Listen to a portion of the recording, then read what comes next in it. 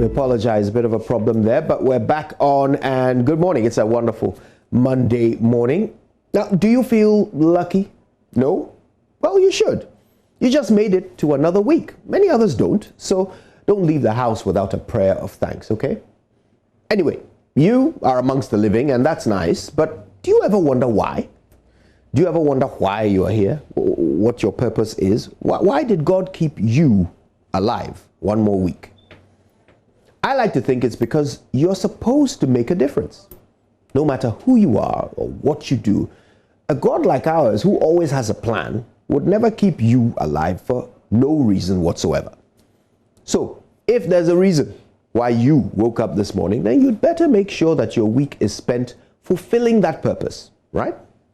Now, for some of us, the tough part is figuring out exactly what that purpose is supposed to be. You see, the modern world is not like the Old Testament when God would appear to his children and explain with diagrams exactly what they must do with their lives. Today's Anno Domini world works differently. As Paul said to the Philippians in chapter 2, verse 12, these days you have to work out your salvation. So too must we work out our purpose on earth and create our own opportunities to make a difference. Now, if you don't know where to start, allow me to tell you a story that my pastor once told me. A woman was walking along the beach one day. The tide was strong, and every time it washed over the shore, it would leave loads of starfish stranded on the sand. The whole beach was littered with thousands and thousands of dying starfish. As far as her eyes could see, suddenly, up ahead, she noticed a man dashing back and forth in and out of the sea. As she got closer, she noticed that he was frantically picking up the starfish and flinging them back into the ocean.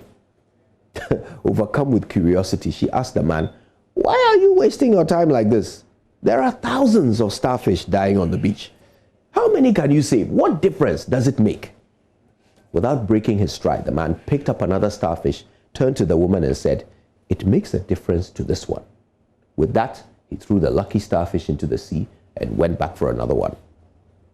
My dear friends, it may not be so clear to you what your purpose is in life or whether you are actually fulfilling it from one day to the next, but I can assure you that you were put on this earth to make a difference.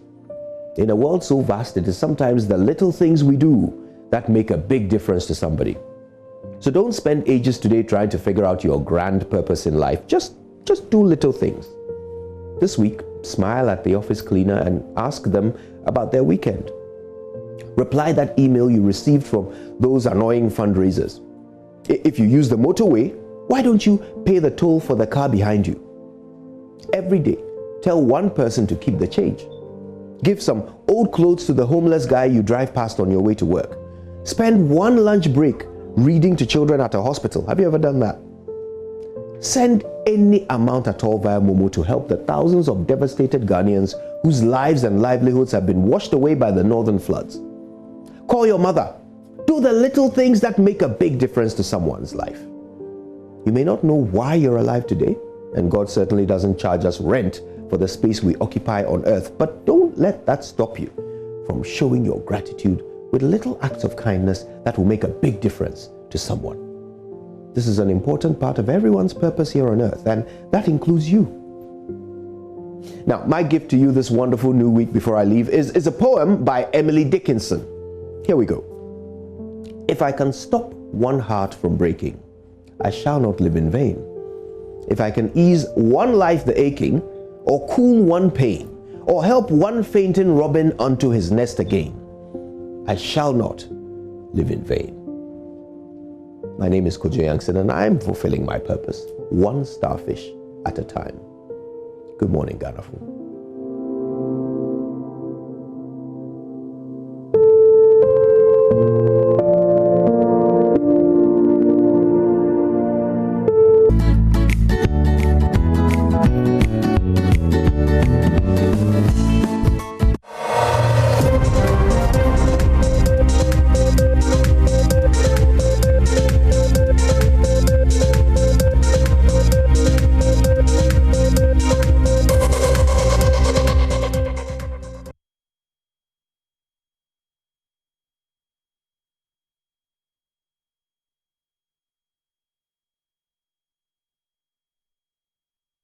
Hello, good morning and welcome to the AM News. I am Peter CBD. Now, Vice President Dr. Bawumia has appealed to eligible voters in the Ododo-Diodio constituency to vote massively for President Akufo-Addo, as well as the NPP's parliamentary candidate Neelam Tebanaman in the upcoming polls. The Vice President believes the December 7 general election is mainly between two parties. According to him, it's either the NPP, which has ideas of developing the economy, or the NDC, which he describes as a party with ideas of collapsing the economy. Dr. Bawumia made the appeal while addressing the party at the constituency as part of his Greater Accra Region tour.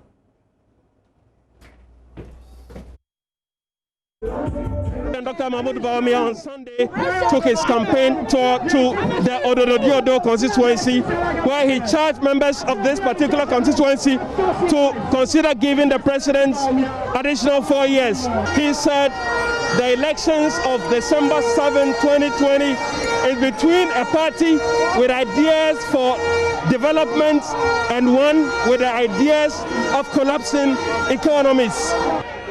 When we talk about ideas for the development of the economy, for the creation of jobs, those ideas come from the NPP.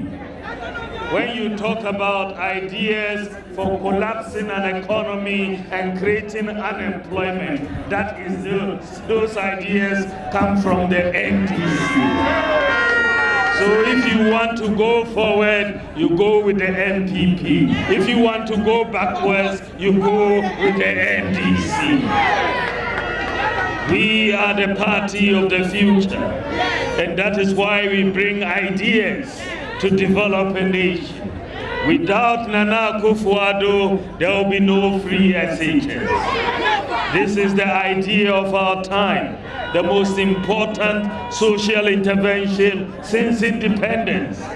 So Vice President Dr. Mahmoud Bawumia took his tour to the Ayawaso West Wogon constituency, where he addressed party faithful and challenged them to give the president 4 more years to continue with the developmental projects he has started across the country. He also solicited the support of the grassroots to give the sitting MP 4 more years. Yem voting Major Mahama. Nipa or cancel teacher training, nursing training, Arabic instructors. Yem fat free SHS in Zumano. Should we give former President Mahama a second chance? I don't think so. The same man who cancelled the teacher training allowance, the same man who cancelled nursing training allowance, and the man who said free SHS was not doable. But today we are doing it. And we are looking at expanding it to the tertiary level and make loans available to tertiary students who cannot afford. That is where we are taking this country. And if you give the former president the chance to come back, he's going to collapse all of these fine policies we have for the Ghanaian people.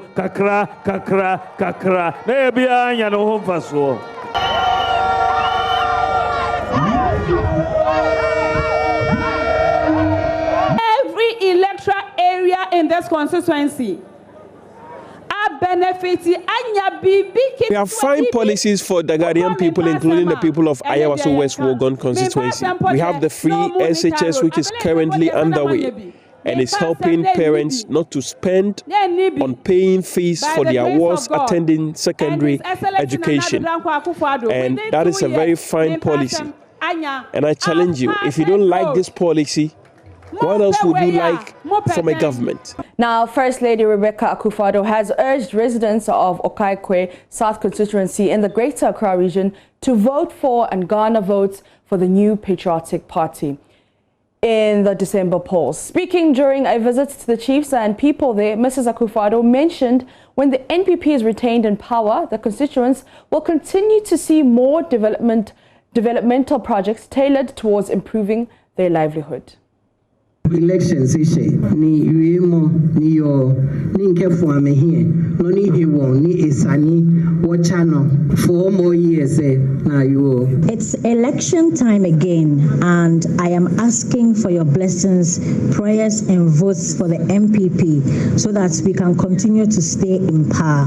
Isani wo fe wo mi a wo here ni avoto jogban ejake government na eba tuning ojogban di enche no chumo e wujin.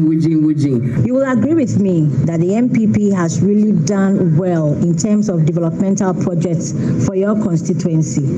That's why I urge you to go out and vote massively for the party on December 7. We will continue to do more for you. Please vote for us. Ni nyesolinye hawo ni yekemambi nwawi akashi government ne esani awale ni ebeko ni ebacha nuchumo papa ni ejeshishi eno. For the over 100 youth gathered in the Reverend Joseph Thomas Clegg Auditorium, one message stood out: say no to vigilantism, as a measure to encourage the youth to abstain from acts of violence as the elections approach. Let's watch this video for more. Say no. Say no. Say no. Say no. Now knock somebody and say, say no to vigilantism. The call couldn't have been said any better. The Methodist Bishop of Accra, Right Reverend Samuel K. Osabote, hammering on the importance of upholding the peace of Ghana to the youth of the Methodist Church. The service interspersed with various acts, all poised towards the youth not to be swayed by politicians who promote violence. The objective of this peace initiative campaign is to reach out to the vast majority of energetic young people within the church and the community, with a message that will remind them and strengthen their resolve not to be lured into vigilantism, violence, and any social unrest before, during, and after the December elections and far beyond. Ultimately, that the youth will embrace a lifestyle of non-violence in our communities.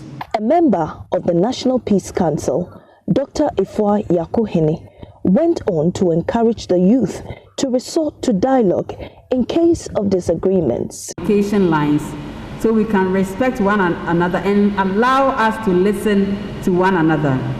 Dialogue also allows us to see each other without blindfolds, and then we see each other as we are, as a Ghanaian, as a brother, as a sister. A rep from the National Commission on Civic Education, Mrs. Lucille Annan, admonished the youth against apathy, which she explained could end in dire circumstances for the governance of this nation. If the wise refuse to vote, excuse me, the foolish people, they will go and vote, and they will elect a foolish man to come and make laws that will govern the wise and the foolish. So you can imagine what will happen. The service ended with a colorful launching of the Methodist Youth Against Vigilantism, MEAV. For Joy News, Mamiesi Nyamiche Thompson. Now, the NDC candidate for Okaikoi South constituency, Abraham Kote, is appealing to clergy to allow politicians campaign in the church. The clergy will not allow us to come and do the campaign in your house for you to advise the people who will be listening to us and also advise us. So you leave us, we go there, and then we build up the guys. Then we do all sort of things that are not good. So for me, I'll be very happy that Bishop is here. We'll take it up. How I wish my other colleague, she's here. Then he will advise us. But let me tell you, when we are in opposition, we use the bad boys. And when we are in government, we use the national security. That's it. So now, we say no. Then we are there. Then we see a group who come in the name of national security Because we politicians, all that we are looking for is power. We don't want to care again. Then we also go and recruit these boys to come and fight the national security.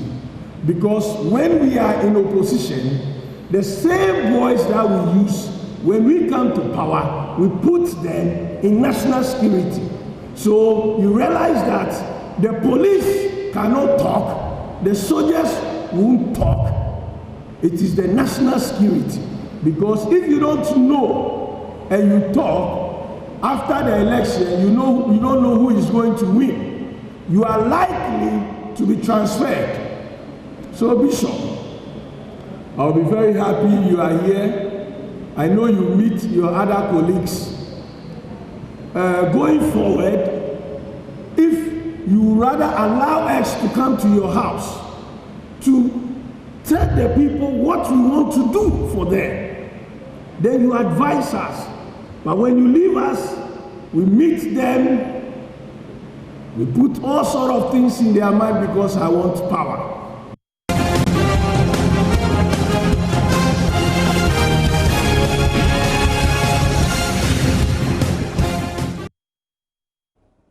And before we leave, Chief Executive Officer of Jindal Limited, Afia Mora, is promising more side attractions as her outfit gears up to decorate some principal streets and key landmarks with lights ahead of the Christmas celebrations.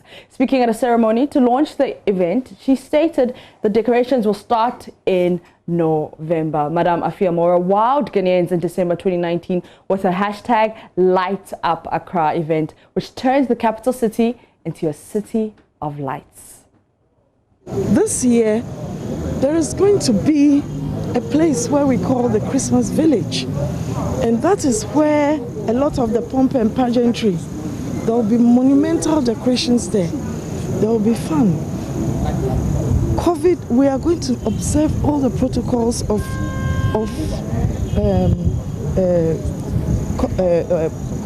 COVID protocols are all going to be observed. And this Christmas Village is going to take the place of that liberation place where we will see more people relax there, and this place will just be for sightseeing. So that place will be more controlled. So, I mean, it's all in the works. We are still designing, we are still formulating our ideas, and we think that with God on our side, and because it is a good thing, it will come to pass. We are envisaging to do it in November, so really to do it earlier, because all over the world we realize that Christmas actually starts much earlier than what happens here. And I believe that that sense also, you know, it also kicks people to be more, to think more about other people. What are they going to give to people? My mother, my sister, our workers, and other. It sets people thinking early. And so people now become more giving. And that's how we end the AM News. I'm Apita Sibili. The show continues with Mama View Osaboje.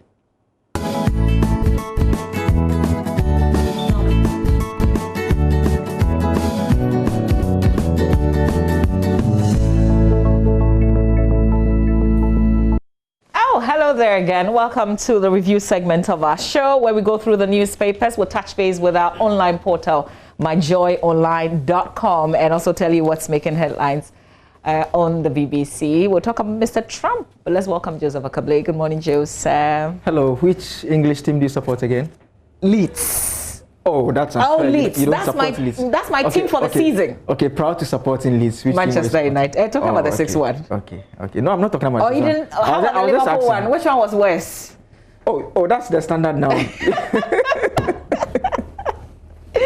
I moved to Leeds, so I really don't care what happens in Manchester United. But then Leeds, you had a good weekend. You drew 1-1 with Manchester City. I think that was fine. Yeah, we're good. We're a good side, a very strong side. Yeah, but listen, compared to your other side. I think something is happening with the bigger. Yesterday, I was asking myself if there was something peculiar that was happening with the big clubs. But I guess it's the empty stadium that's doing the trick. Because now you don't have that massive support in the stadium. Well, I'm not too sure. I'm not too sure because it depends. I think people are generally standing up to the big teams. And by big teams, I'm not referring to Manchester United. I'm talking about the Liverpool one.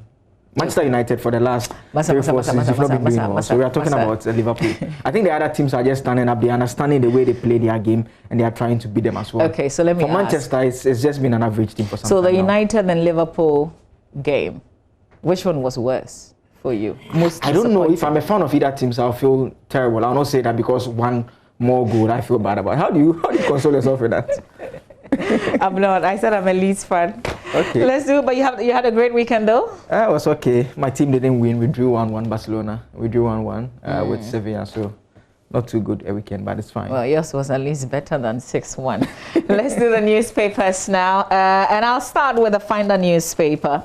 Front page of the Finder, Ochimai says, Nana Twaso, you need 4 more to do more.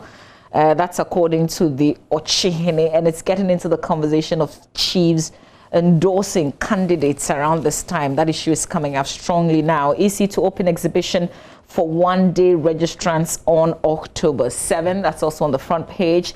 JHS2, SHS2 resumed today. PPE distributed to all schools, according to the Ghana Education Service. Our roving man is on this beat. We're going to check exactly what is in place and whether or not the students are back in school today. Health Frontier is saving lives against COVID-19, according to Information Minister Kojopo Nkrumah. I share in your loss. Bawumia consoles Northeast flood victims, and that's how the front page of the Finder newspaper looks like. Joseph? We can do the front page of the Ghanaian Times now. It says 2 arrested in connection with a murder of man in hotel room, and government won't suspend COVID-19 testing at the airport. The story about the EC exhibiting a one-day voters register on Wednesday is also here. An easing of COVID-19 restrictions, senior high schools, junior high schools reopen today. Second-year students back to school after 7 months. That has been a long time. The back page says Bawumia donates 100,000 cedis items to flood victims, and pig processing fertilizer factories at Asankare, also on the back page of the Ghanaian Times. The crime page has the story about 2 persons who have been arrested in connection with murder of man in hotel room. We are told that 2 persons have been arrested by the police in connection with the murder of a man at a hotel near Kaneshi Takrady station in Accra on Saturday. The deceased, identified as Nana Indoli Penin II, said to be in his 40s, was found in a pool of blood as his neck was slashed with a sharp object. A machete with blood stains was also found at the scene. The body has been taken to the police hospital awaiting autopsy. The suspects, whose names cannot be released for security reasons, are in the custody of the police assisting investigations. And there's another story about court remanding painter for causing harm, and the police investigating the death of Chinese also here, and 2 arrested for mining in forest reserve. They've been charged before the Nkarie Circuit Court. Details on page 3 of the Ghanaian Times. Yeah. Let's do the Daily Graphic front page. The banner headline, really, 2020 retirees worse off. They earn less than pension reforms. They'll earn less under pension reforms. It says workers retiring this year have turned out to be victims of the pensions reform that promised better retirement income, only to deliver less than what its predecessor gives to retirees. A Daily Graphic investigation has revealed that among tiers 1 and 2 benefits paid to people who retired this year, those who received their benefits under the National Pensions Act 2008 got an average of 3 times lower than their counterparts who retired under PNDC Law 247. The lower benefit received under Act 766 widespread, as they have affected workers in all sectors of the economy, including teachers, nurses, media practitioners, and staff of the ministries, department, and agencies. The disparities, according to the story, are in spite of similarities in the ranks attained, salaries earned, and the number of years one worked and contributed to the scheme prior to retirement.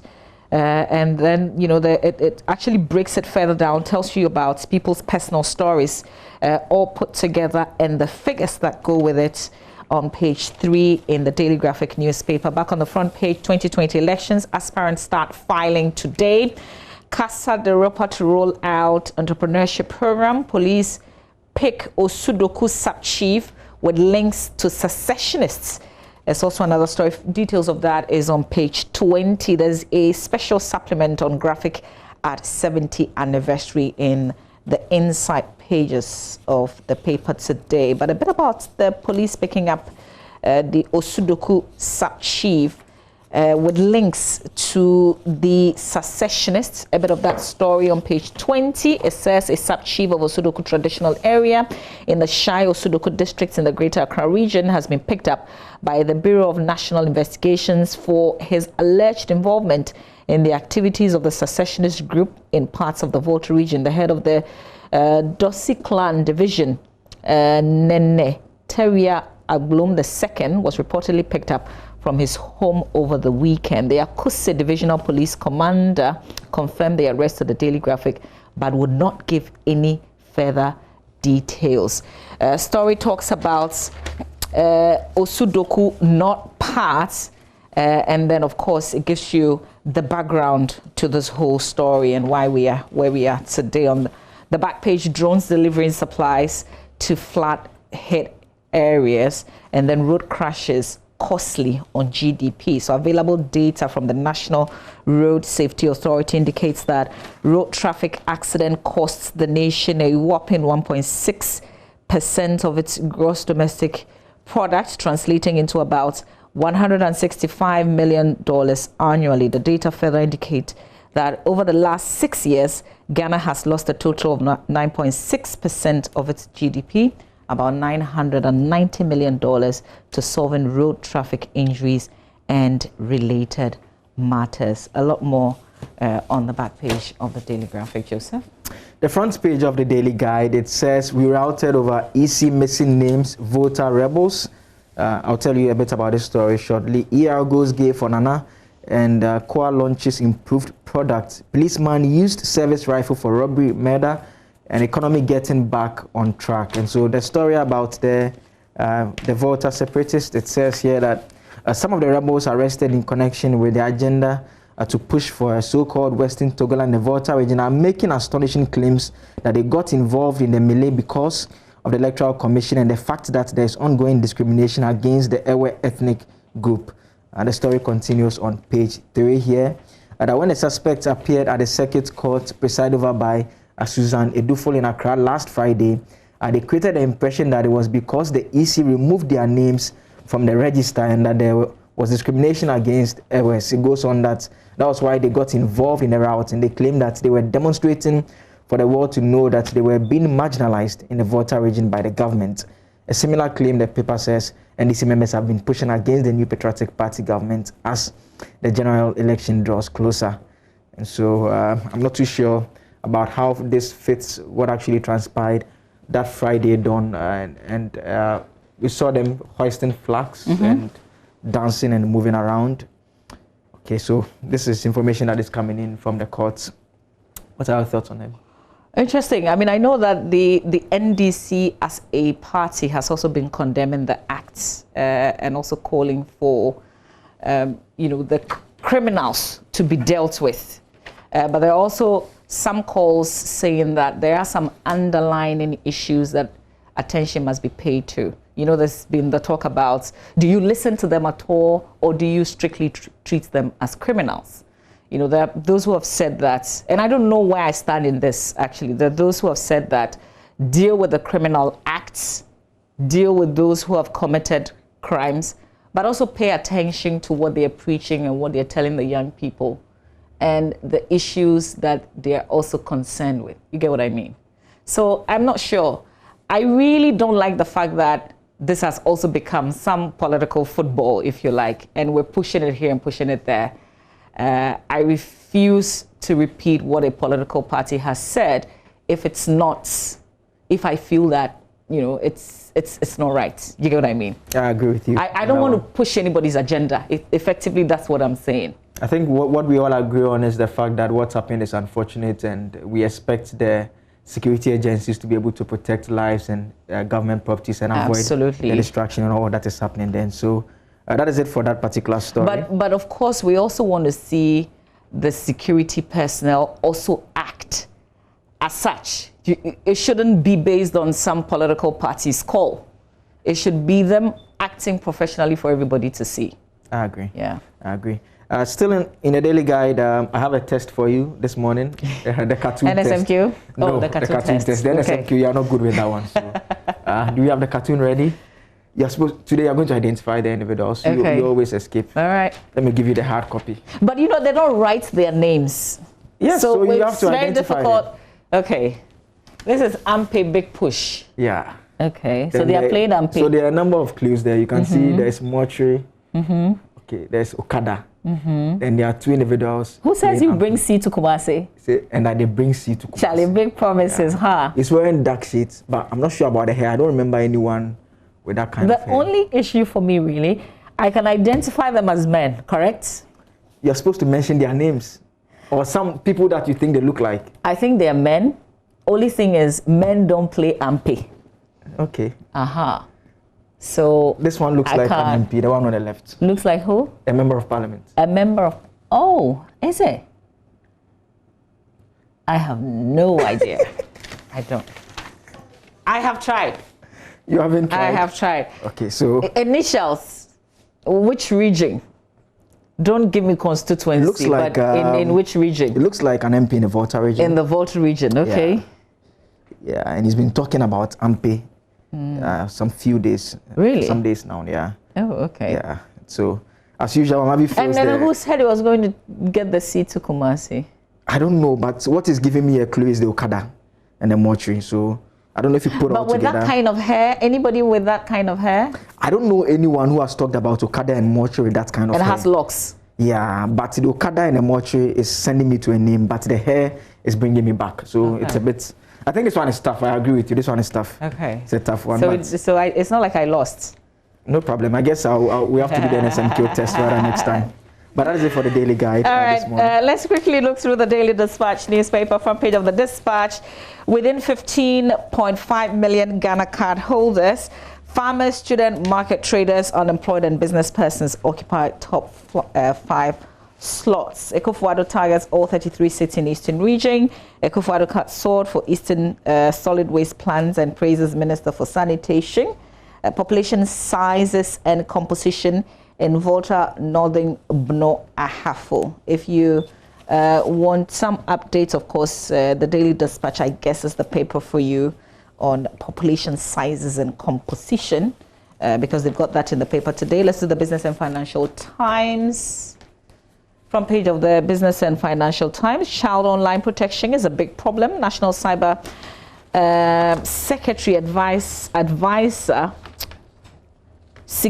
Advisor takes center stage at NCS AM 2020. And it says the National Cyber Security Advisor, Dr. Albert Nchibu-Isiako, has said that child online protection in the country continues to be a big problem, as awareness creation on the development is weak. According to him, many children are exposed to various harmful cyber practices which are detrimental to their growth. And this is a concern also for a lot of parents, because there isn't school, they're home, and sometimes they don't have adult helping them out with their online classes. So they're exposed to all the things that adults are exposed to.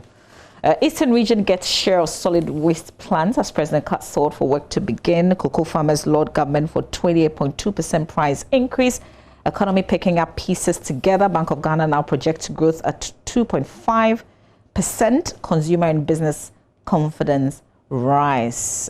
This story is actually on page 3 in the BNFT. There's plenty more story.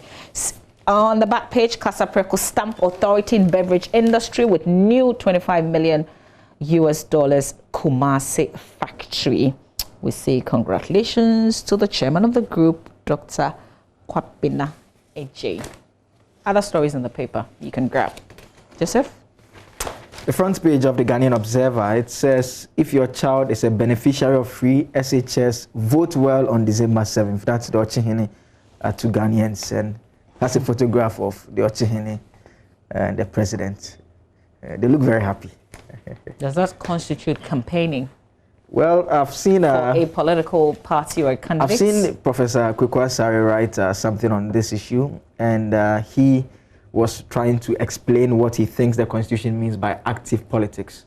And his point is that in terms of what he thinks the framers of the Constitution sought to achieve, they are looking at prominent chiefs who are available to settle disputes, which may sometimes involve political parties. And so if you look at it that way, he thinks active politics includes any comment that suggests that someone should be voted for.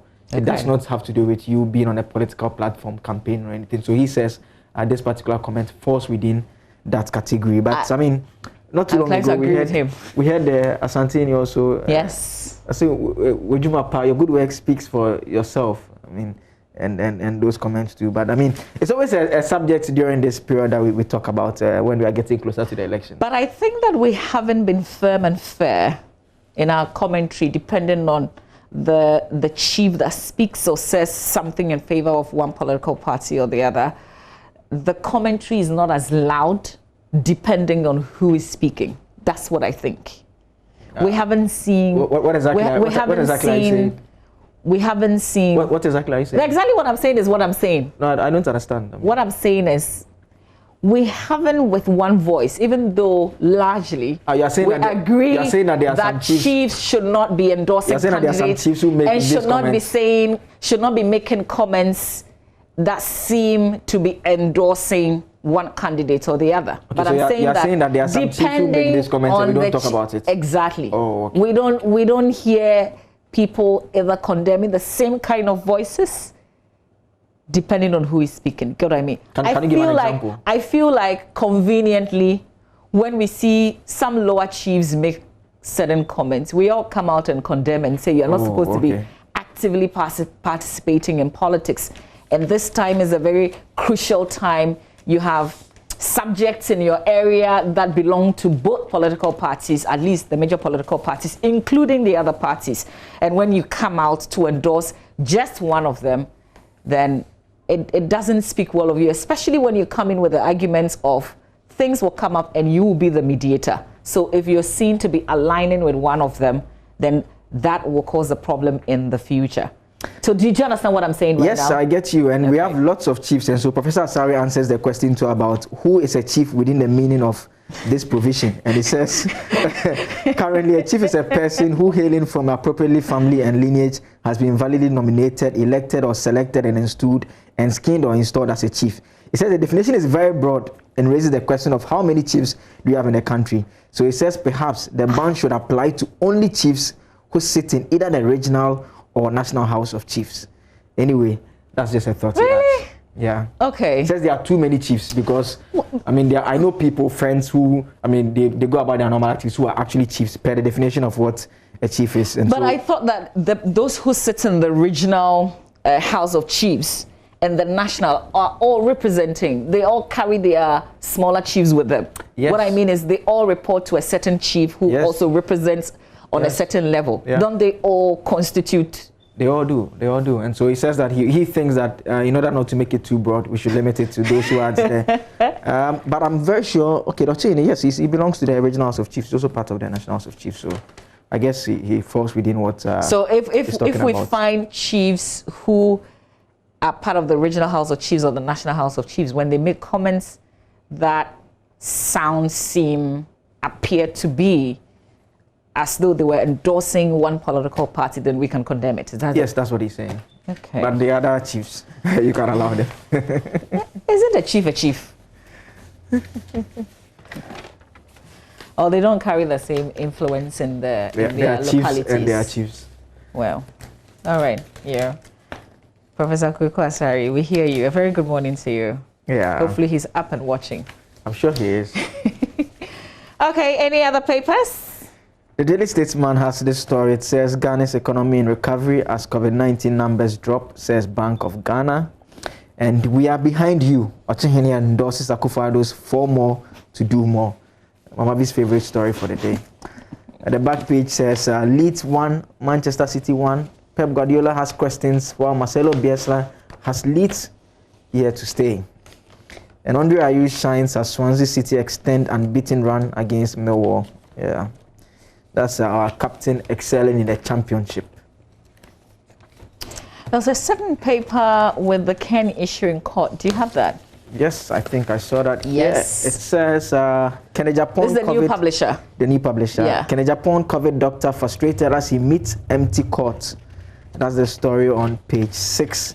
So the story we brought you on Friday, and we have been told that the angle from the new publisher is that Dr. Kenado of the Holy Trinity Spa, who was summoned to appear before the Accra High Court hearing the contempt case, had disappointment and frustration written all over his face when he appeared in court on the agreed date, only to be told the judge had on his own adjourned the matter to October 6. And so he said the doctor was billed to appear before the court on October 1 to clarify an excuse duty he issued for the legislator, arrived to meet an empty court.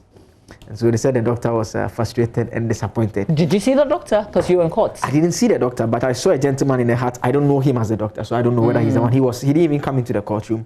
But the other thing that is quite interesting was that at the time the case was adjourned, the lawyers for Mr. Japan had said that they were going to accompany the doctor to the court. That's what they told the judge, that they will come with the doctor. Now, the lawyers did not come to the court, which, when we contacted the lawyers, we were made aware that they had received the judge's adjournment order on the same day that the case had So why would their witness show up? It's a good question to ask. But we are told that the doctor was frustrated. So that is on page 6 of the publisher. Interesting. Then that won't be the fault of the judge. It will be the fault of the lawyers because they got the notice. So they should the have doctor is supposed to be coming from their side. Yeah. Yeah. How do you put the blame on the judge or the courts? Well, they said the doctor was frustrated. That's the story. Were you frustrated because you're a journalist? You went there as well. You didn't get the notice before you went there. No, I didn't. But you sat there for a while. Yeah, for like 45 minutes. Something unusual was happening. Yes. I was leaning towards a possibility that the doctor may have been exposed to, because obviously he's the one treating Mr. Japan. So that was my thinking. They said complications. Okay, not okay. So that's your understanding of the post-COVID-19 complications. Well, I don't know. Isn't that what they said? Okay. Let's do the punch real quick. Dom Kwabenya Elikli Akorugu launches NDC 2020 campaign. Police toes MPP supporters. Mahama alleges you are ungrateful or pambo to NPP. Unity Oil man receives honors award. Well, there are other stories in the paper today, but let's just before we go, let's do muchonline.com real quick, and hopefully we can give you the latest on Mr. Trump. Is day 3. You know, he tested positive for COVID-19 and he's been in hospital. Ghana's embassy in Belgium ordered by ING Bank to withdraw all of its funds and close accounts. Joseph, have you read the story? Yes, it's a story filed by a freelance journalist, Manasseh Azuri-Awene. And so the explanation we understand has to do with, you know, quite recently there were some rankings relating to our performance in terms of anti-money laundering and how we are not doing well and how we are falling. And so that's what we understand it relates to it. That's what the Minister for Foreign Affairs told the journalist when he contacted her. And so because of that, they've been asked to close all their accounts. They have to withdraw the money and close those accounts. And so it doesn't look too good because of the reason that was attached to that. So that is it for that particular story. Okay. I see 2 arrested in connection with murder of Hotter Films finance officer. You can open up any story of interest and read some more. NSMQ 2020, PESEC knocks out Ghana National College and Koforidua Secondary Technical to grab semi-final place. We've got a full conversation on the NSMQ, the review coming up. So you've got to stay with us. But just before we go, let's get the latest on Mr. Trump. That's Mr. Trump for you. That's just to say that he's doing well and he's surviving COVID-19. Yeah, I heard him. He spoke from the hospital. He says he's been told that the next 48 hours will be crucial and that he will defeat it. I mean, I saw another tweet. Someone says he feels sorry for COVID-19. I don't know what the person was trying to say. We'll pray for him, though. Yeah. All right, stay with us, Joseph. Thank you very much. Orekam Pofo. If you miss some of the games, the 7-2 particularly, we'll bring you a playback. The Manchester United highlights one. The Manchester of United that game. Plus more in sports. Stay with us.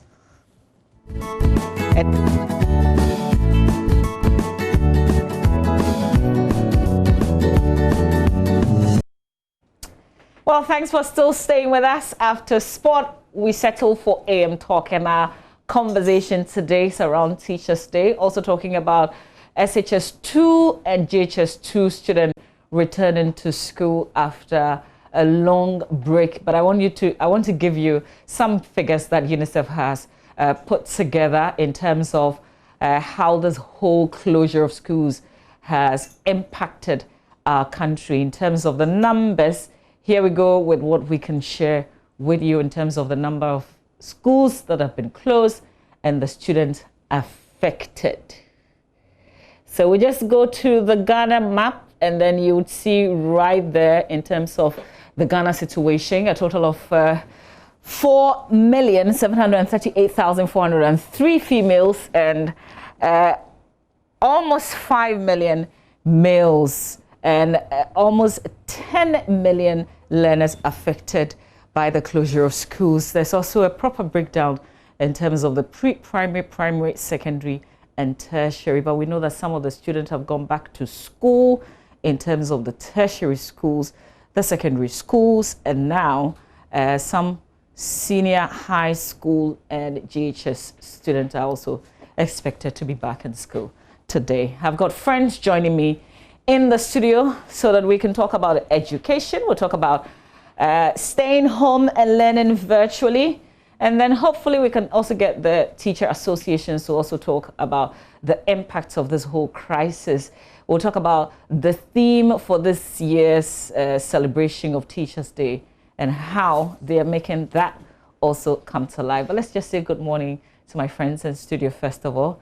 Good morning to Ajua. Good morning. Good morning, Juanita. Good morning. And we've got your friend Fidel also joining us via Zoom. So let's say good morning to Fidel. There you are. What are you doing home? Aren't you supposed to be in school today? Kindly unmute. Unmute, okay? And then speak to us.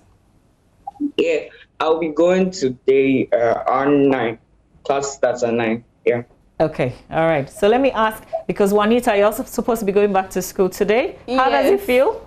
It feels quite good because some people are sad, but I'm actually happy because I've not seen my friends in a long time. And I miss some of my teachers, not all, but some. We'll talk about the teachers that you miss and those you don't miss. But Ajua, you're not going back to school. You're still home. Yes. Are you bored? Something like that. I'm a bit bored, yeah. But I want to go back to school. Why do you want to go back to school? I think with the virtual learning is good, but sometimes you need the physical interaction with the teacher. So I think it's good that we are going to school, but my problem is that I'm not really sure if it's going to be safe enough for us to go back to school. So you still worry about COVID-19? Yes. And whether or not it's safe for you to go back to school. Yes. Fidel, let me ask you the same question. You're part of the group that is returning to school to finish you are not a semester, but you are your second term. You're supposed to go back and finish that. Actually, third term. Say again? Third term, not your third term. Okay, all right, great. So are you confident going back to school? Do you feel safe? Yeah, I feel safe, but being at home has actually affected my studies because it's not like me in school. You're going to learn all the time, like follow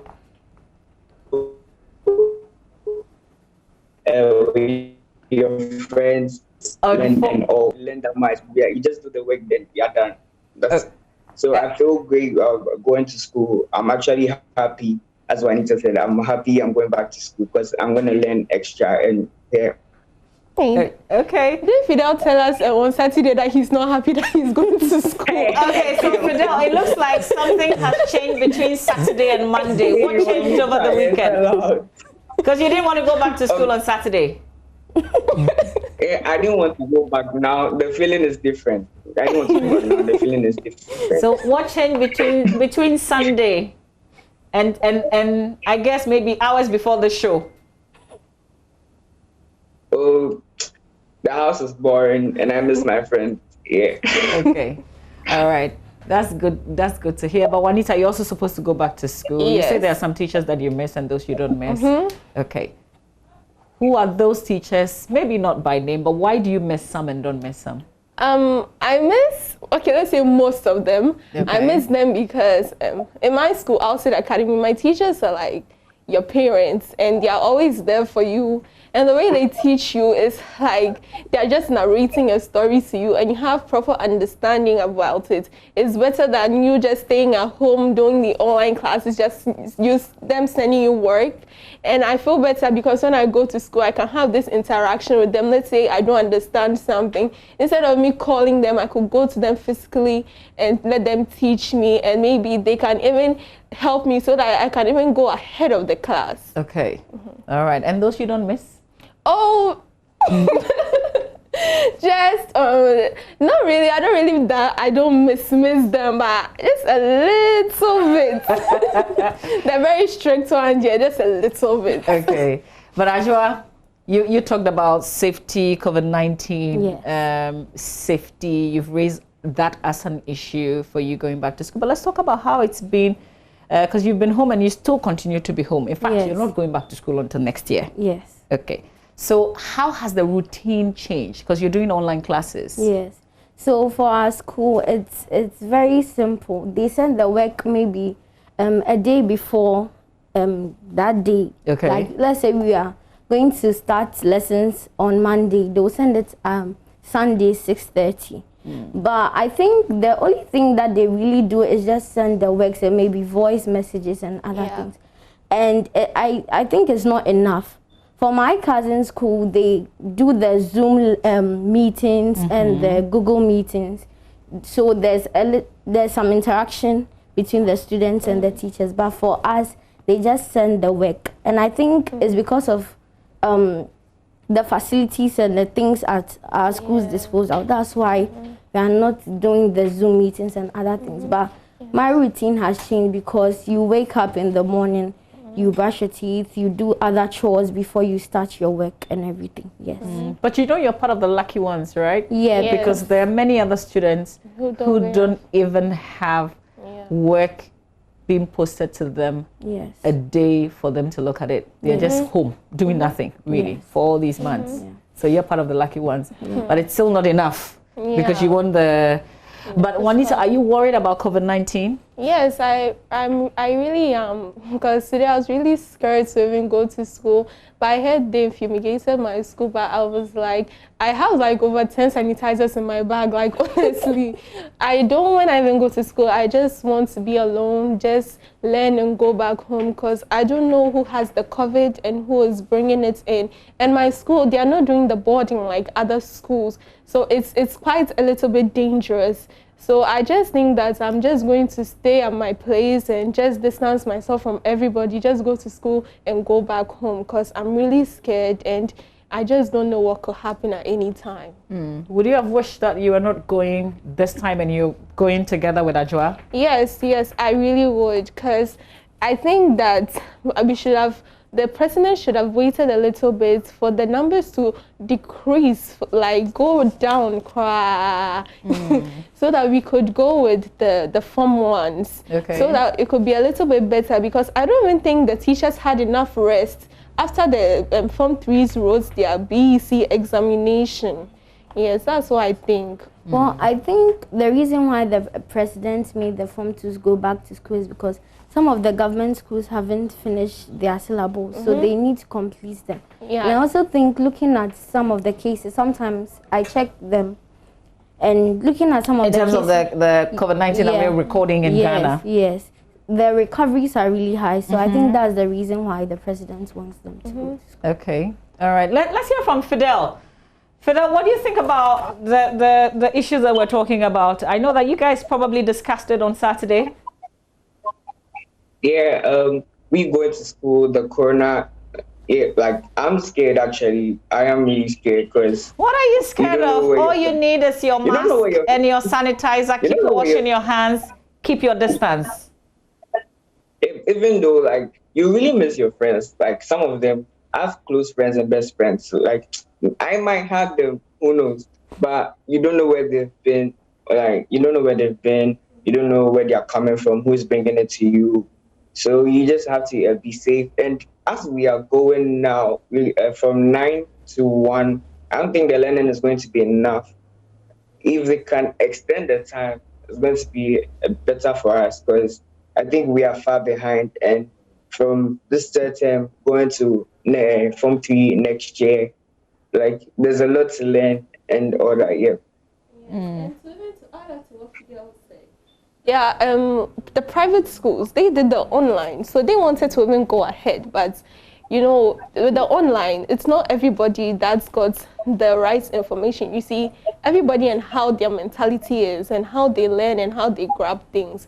So somebody might have grabbed it early, somebody might have grabbed it slower. So you need to go back and teach it. So I don't think some schools should just jump and go like, oh, we've already treated it during the online studies. And it's not every student that even joined early, because in some schools they were paying school fees for it. And now when we are going back to school, our parents are also going to pay fees again for it. Okay, I get what you mean. So what are you hoping would happen in terms of your going back? Are you going to be repeating the things you've already done online? It's great that you bring that in. Yes, I think my school, I called my teacher and he told me that for the sake of other students, we are going to be repeating it. And I think it's quite good, because when they teach math during the Zoom class, honestly, I don't understand anything. And with some subjects, you just can't teach it through Zoom. So I think that we should go back and teach. So when we finish teaching all the subjects, and there's even, let's say, 1 month, because you're going to school for 1 month and 2 months, 2 weeks, right? And when they finish teaching everything, and at least there's 1 month left, then we can go ahead. So I think the teachers should tackle everything that they've taught, and then later when they see that students have grabbed everything, we can move ahead, or maybe they can even conduct a test to see if all students have grabbed what they've taught and they are ready, so that they could go ahead with the Form 3 topics. Okay. Well, one of the reasons we got you ladies in the studio and Fidel on Zoom is so we can talk about Teachers Day, because it's Teachers Day today. And I wonder, what do you think from your perspective? Maybe I should start with you, Fidel, on Zoom. What should the teacher today be focusing on? Today, teachers focusing, what we welcoming us back to school, and maybe trying to know how the online, the e-learning was for us, because it's not everyone who had the opportunity to get access to internet and be part of it, and not everyone that participated in it. But before happy Teachers Day to every teacher across the nation. We really respect you guys and for what you've been doing for us. And yeah, I think like the teachers, they should take it cool as, because we've been away for 8 months and we're not coming to school. Yeah.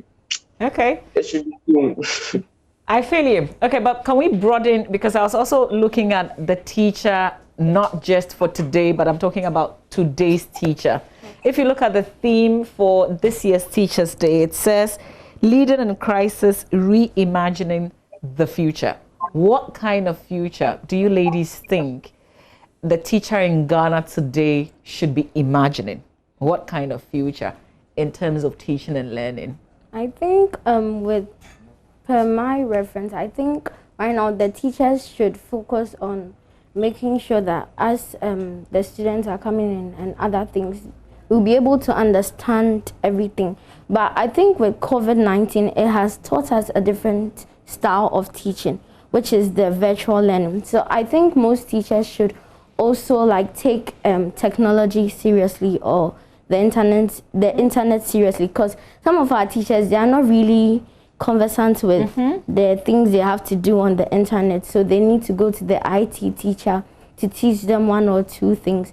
So I think right now they should focus on, getting more skills in terms of technology and things that are related to technology that can help them to teach us better.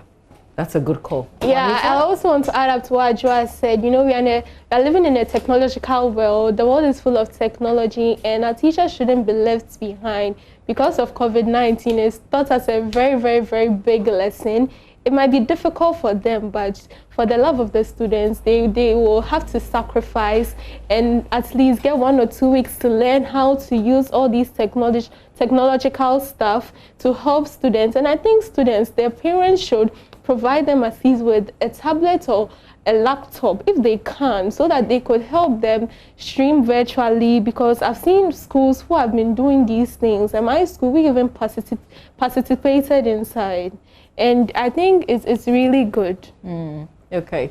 But is it, you know, parents also do worry that we're leaving you children online and we can't put restrictions all the time. Parents are not there with you all the time as well. So how do we know that you're self-disciplined enough that you're not tempted to do things that you're not supposed to do?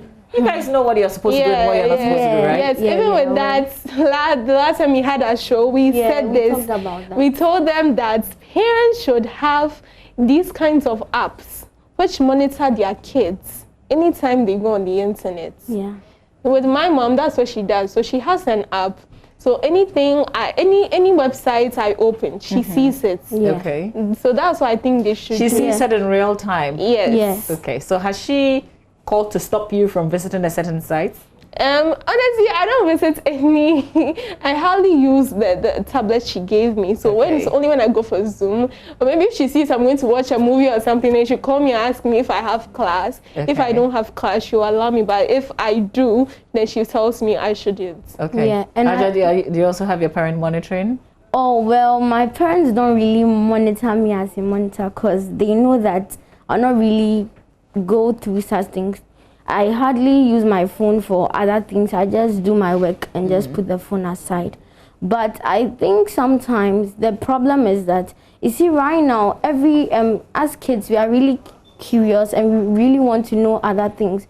So my view is that sometimes they should not give us the devices too early. Like maybe your child is 5 or something, then give the person, even if your child is doing a Zoom meeting or he or she is learning on the internet or something, have someone who is going to guide the child. Because sometimes you click on something, you don't really know what it's about, but when you click on it, you see a different thing and it can pollute our minds. Okay, let's just welcome to the conversation the NAGRAT president, who is also joining us now, Mr. Angel Kabonu, president of the National Association of Graduate Teachers. A very good morning to you. Thank you for your time.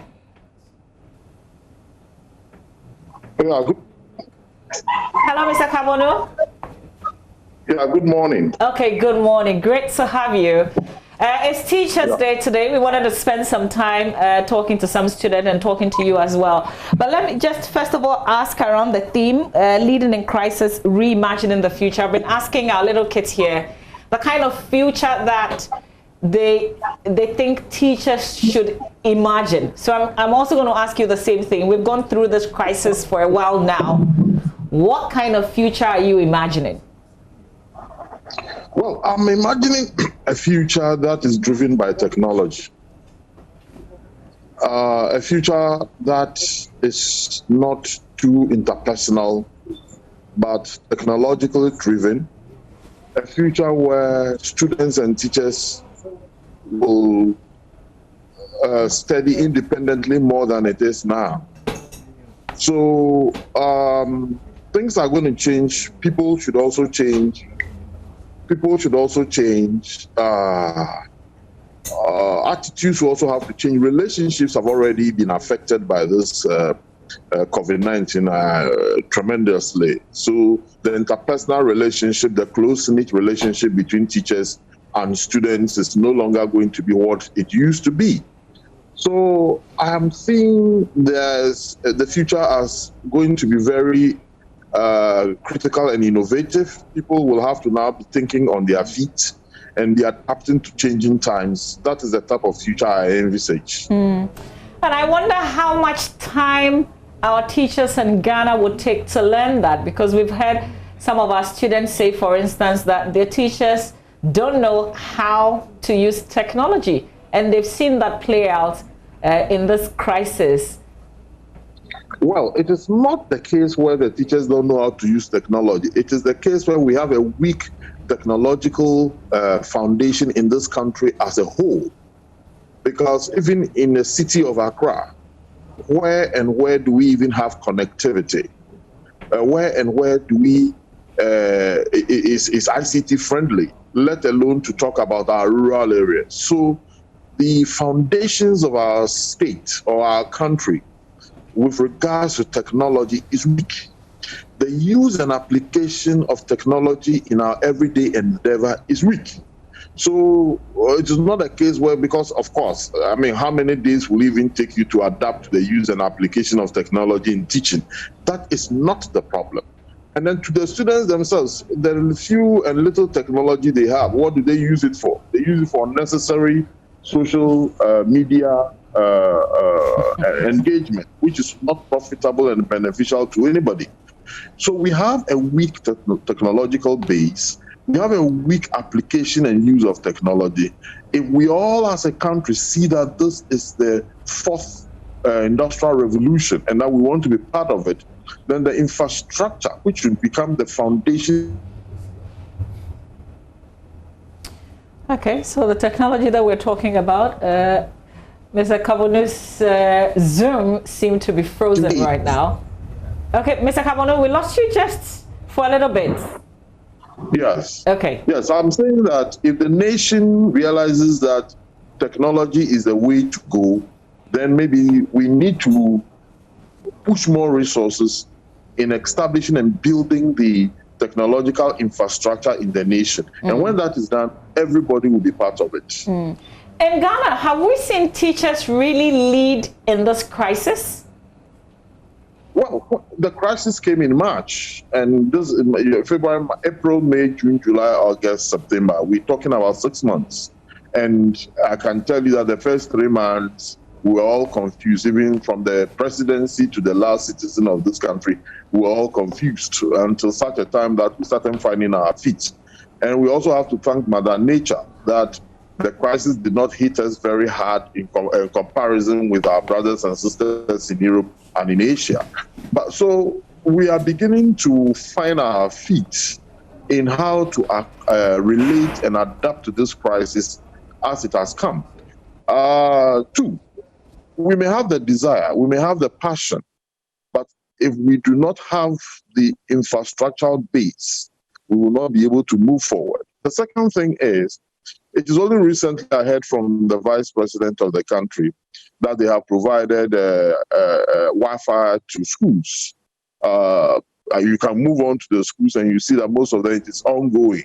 So if the Wi-Fi's are not in school and we still have certain rules and regulations that sound a little bit obsolete in the realities of today's situation, where students are not allowed to take mobile phones or computer gadgets to school, then it is not the problem of the teacher, but it's the problem of the type of system we have operated all over the years that we have had difficulty in divesting ourselves from.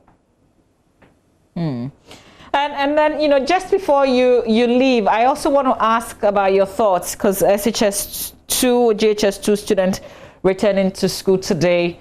Nagrad, you're concerned with the SHS student. Do you have any reservations as they go back to school today?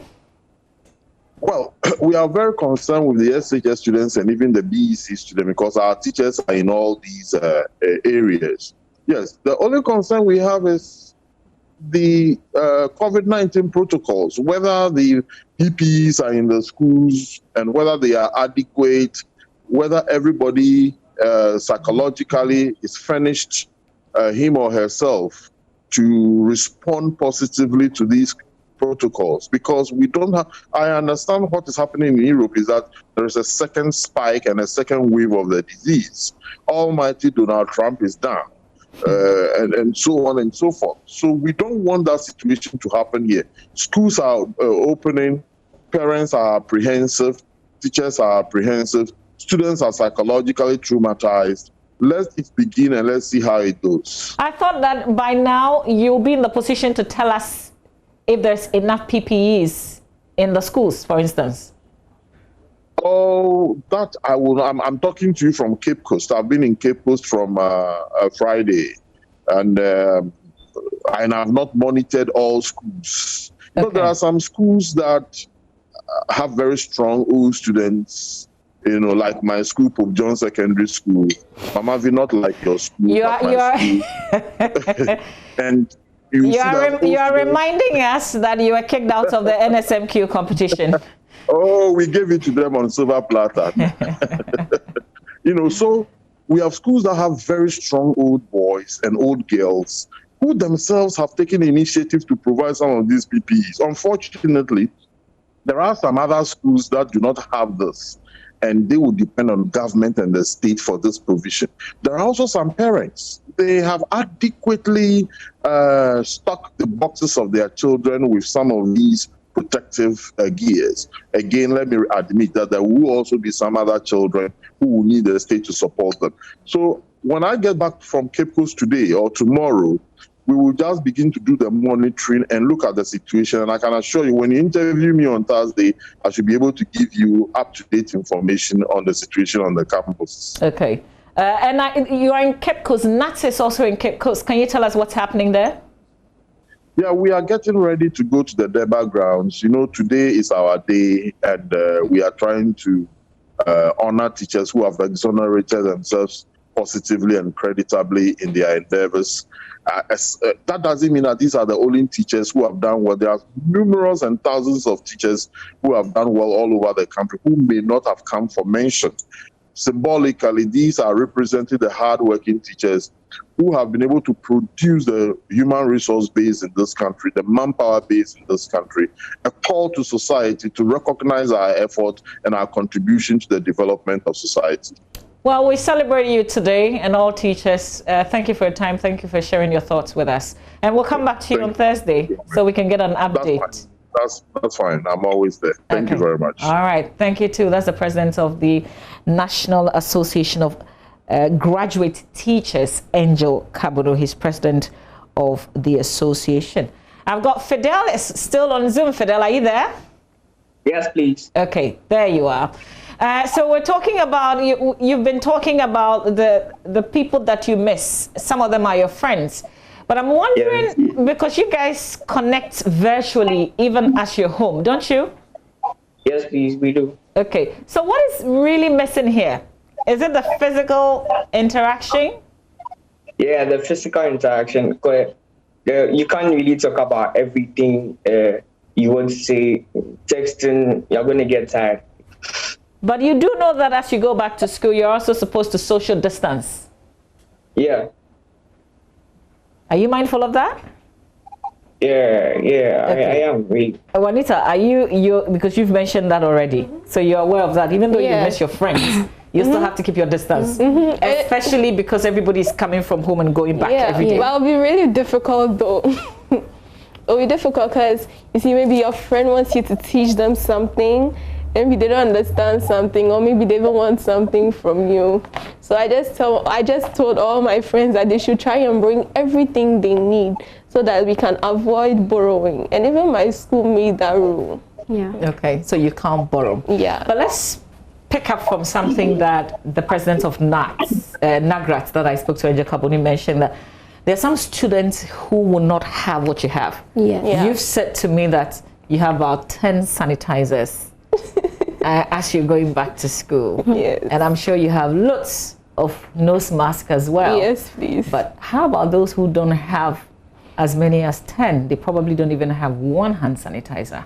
With that, I think that's where the government should come in to help provide. I think they're actually going to provide these things, because with the Form 3s, I heard that they provided some sanitizers and nose masks for them. So I think the government should provide these nose masks and sanitizers for all schools. Even if they can't provide it for all schools, at least they should take the private schools out and care for the government schools first, and they can go to the privates, because the private students will have it, because they have parents. Some of the government schools, they don't even the students, they don't even have parents. Some of them don't even have chairs to sit on. Some of them even learn under trees. And I think they should look at all these things to help them, so that they can also stay safe from the coronavirus. Do you worry about your friends who don't have what you have, for instance? Yeah, of course, because some of the students, as Juanita said, don't even have like the right facilities, or they don't even learn under a conducive environment. So these people lack a lot. So I think the government should come in and also help them. Yes. Fidel, you want to share your thoughts on this? Government schools must be attended to first, then later private schools, because the private schools, almost everyone has, but the government schools, not everyone. You go to the northern region, people are under trees, the buildings are not like structured well, and we really need to take care of ourselves and protect, because COVID is real. Like, you can't, even Donald Trump has it, and his wife, we need to protect ourselves. You know, in Ghana, we're not recording lots of cases. Yes. You've talked about the recovery rates being very impressive, but if you look at Europe and in America, the story is different.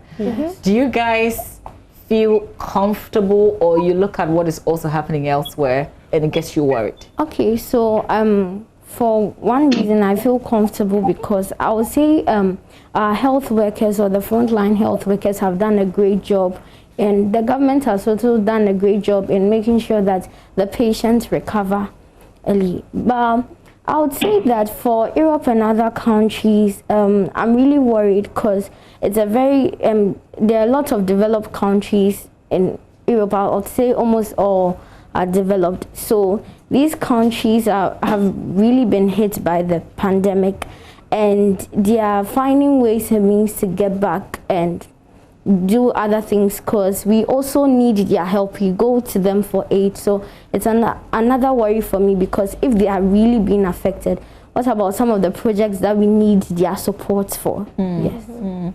Yeah, that's also think that we've handled it quite impressively. And for America and Europe and other countries, I was really, really worried, because some of my siblings have been in America. So I was really, really worried about them, and they were really, really dying, was really, really attacking them. So I think that what we Ghanaians are doing, we should try and tell them so we can help them to control it. How do you think we can help them? It's interesting you say that. I really don't know how the government is controlling this COVID, because when they even attacked America, they didn't even know how to. And I was really, really impressed by how the government controlled it. So maybe they can give them the techniques or the ways they controlled it. Well, I don't really agree with Juanita on some parts, because if you mostly listen to the president's address to the nation, he mostly says that every country has their own way of controlling the virus. Yes. Because in Ghana it's different, and I think the technique they used was great.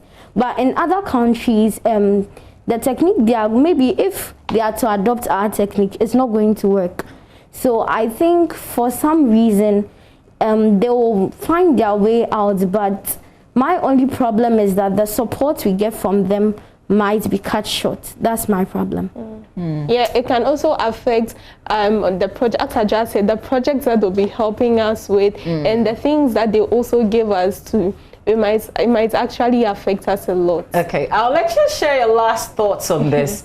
But let's cross over and join my colleague Manuel Cranting, who is our roving man this morning from the Kutubabi cluster of schools. He's monitoring the situation as students go back to school. We're talking about the GHS2 student. Manuel, what can you report? What's the situation?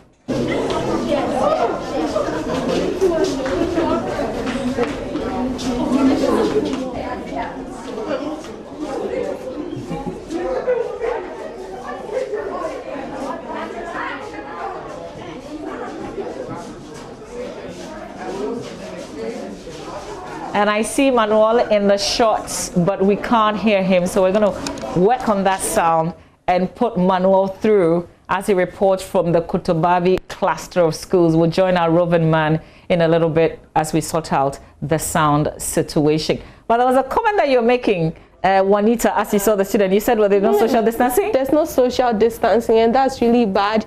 They are all moving in, touching each other. That's like I said earlier, you don't know who has the COVID, so you can't be too comfortable with everybody. You're supposed to keep yourself safe, because if you get it, you regret what you did earlier. But isn't that going to be really difficult, because these are friends? Okay? Yeah, these are friends, but as much as they are friends, you also need to care for yourself. Okay, and I'll come back to you for you to conclude that thoughts. But let's go back to Manuel, because we've sorted that out, the sound issue. Manuel?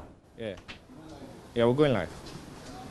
Yes, Mama V, if you can hear me though, I'm at the Kotobabi cluster of schools, and essentially the Form 2 students are back to school. They tell me, in fact, expressing a lot of excitement about the fact that they are having to reconnect with their students and their teachers in person to access, instructions here in the school. I see them, going about the various classes, trying to tidy up as they would normally do, even before COVID-19 came.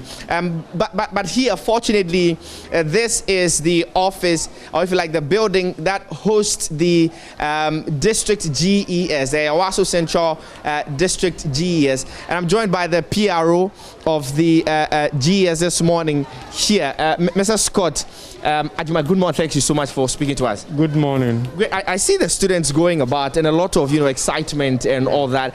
Tell me the preparations that have been put in place. Yes. Well, as you know, the president announced it in one of his address to the nation amidst COVID-19 that as a nation we cannot be at home always. Schooling has to continue, and for that matter, initially he allowed the Form 3s, those in the senior high schools and the basic schools, to complete. The WASI and the BC have been written. And so today, Form 2s in the senior high schools and the junior high schools are reopening. That we know, but accompanying that reopening is what distribution of some PPEs to the students. How is that? You can see for yourself. This is one of the Veronica buckets. This is one. There's another one there. If you move around all our 18 public schools which have JHS, there are Veronica buckets everywhere. If you go to the private schools, we have about 38 of them in the Ayawaso Central. You come across all of them. They have been positioned at vantage points. You can see it for yourself. Some of the students wearing their face masks and all that. So in Ayawaso Central, and for that matter, some of the other districts, I'm particularly sure things have been put in place regarding distribution of PPEs.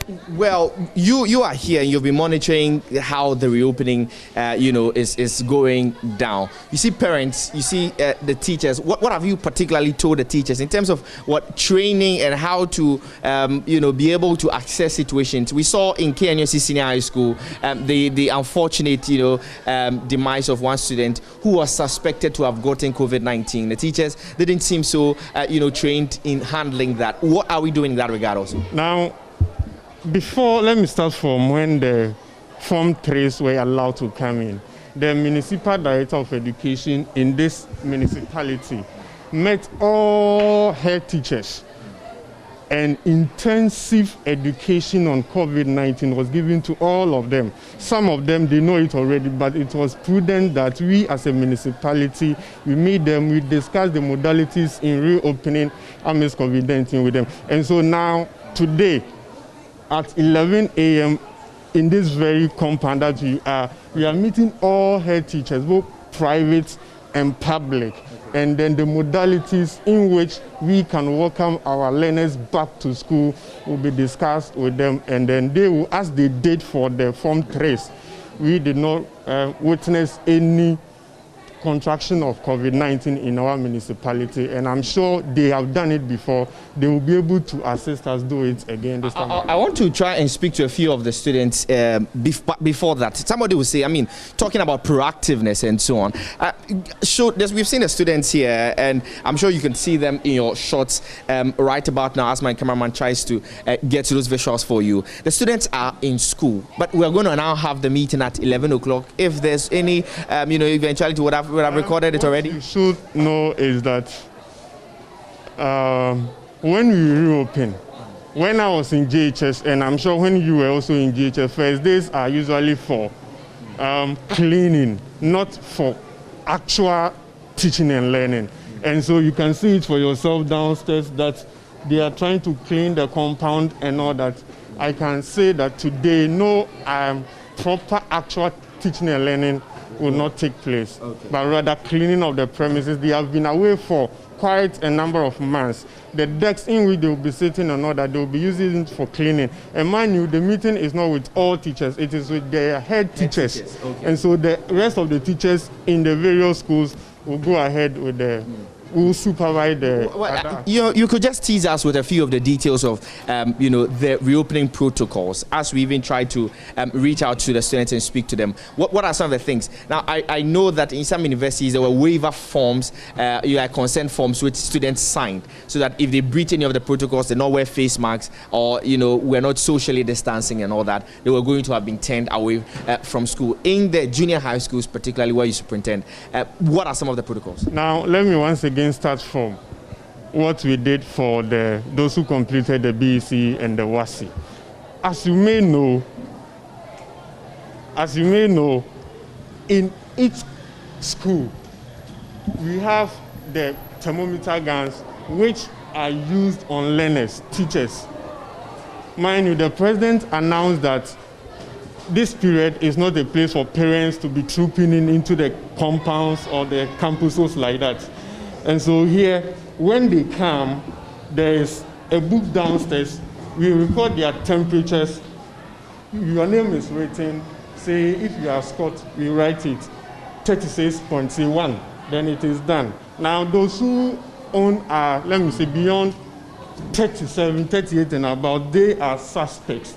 And for that matter, there are some health facilities in our municipality which we will call on them to come to our aid in that regard. But for the JHS3 who wrote the BEC, we did not witness any case like that. We are hoping that this time around same will happen, but in an unfortunate instance where it doesn't happen like that, we will try and seek the experts. We'll try and seek the experts. But was the fumigation exercise done here? Exactly, it was done in every school in our municipality. Were fumigated last week. So all of the schools were fumigated last week? Okay, well, let me try and speak to a few of the students here. What's your name? Michael. Your name is Michael. How are you feeling?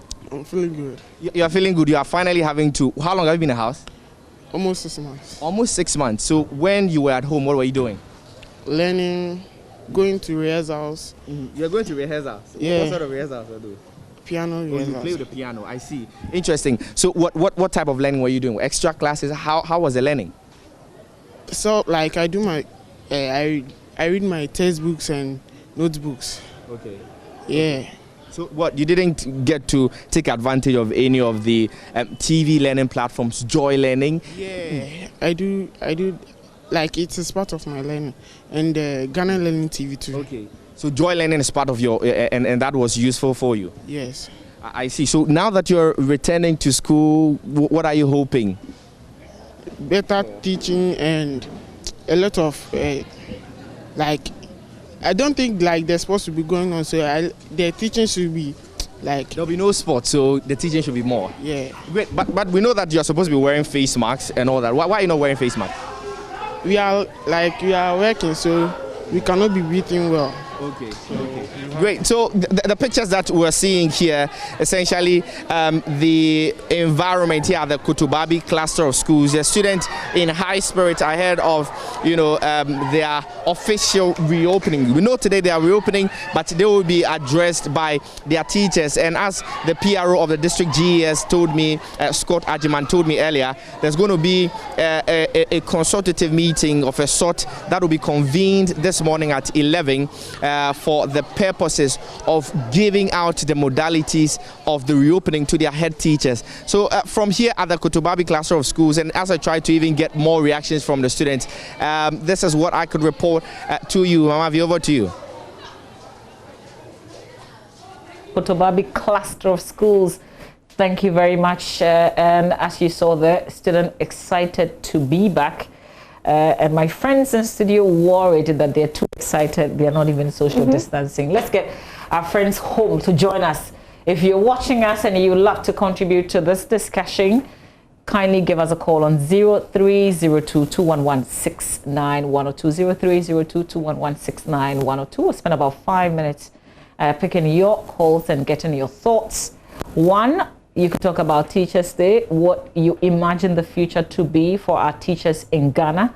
And then you can also talk about the fact that some students are going back to school today. If you fall in that category and you're like Juanita on day one, you're not going to school, give us a call. Let's hear why you're still home. If you've been doing the virtual learning and you have some feedback to share, you're also free to call us. So the numbers are on your screen now. You can give us a call. You ladies were talking about how it almost feels as if there's no COVID-19 because when you step out, when you go to the market, when you see people, lots of them are absolutely not wearing the mask or taking any precautions. Yeah. Yes. What kind of places do you find these people? More, I find them in Accra, popularly known as Makala Market. Okay. I went there once. It was Friday, actually, our producer's birthday. So we went to get her Auntie Sarah some things. So it was really, I was even afraid to get out of the car. So I was begging my mom, but eventually I had to get down. So I was really scared. So I wore a face shield, I wore my nose mask, and I wore gloves. Full protection. I saw a lot of people weren't even wearing the nose mask. They weren't adhering to social distancing, and it was really scary. Yes. Let's go to the phone lines. Let's speak to Magnus. Magnus is in Wa. Good morning, Magnus. Hello, Magnus. Oh, apologies there. We lost you. Kindly give us a call back. 0302-211-6910. Ajwa, do you go out a lot? Yes, sometimes I go to the market with my mom. And when you go there, it's like, people are not wearing nose masks. And it's like everyone is so busy that they don't even care. Even if there are lots of people in the market, at least try to wear your nose mask or something. Just hold your thought right there for me. Let me talk to Magnus, who's back. Good morning, Magnus. Good morning. Yes, Magnus. Thanks for joining us. Thank you. You're welcome. Okay. What do you want to share with us? Yes, I want to share my concern on the nose mask.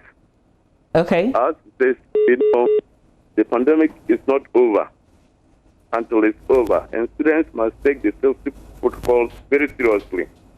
Especially the student that was just interviewed, given the reason they were working, that prevented him from putting on his nose mask. That is not a good reason, of course. The nose mask should be something mandatory for every student to wear, and teachers as well should also take these protocols very seriously. Once the teacher is not protected directly, it affects the students.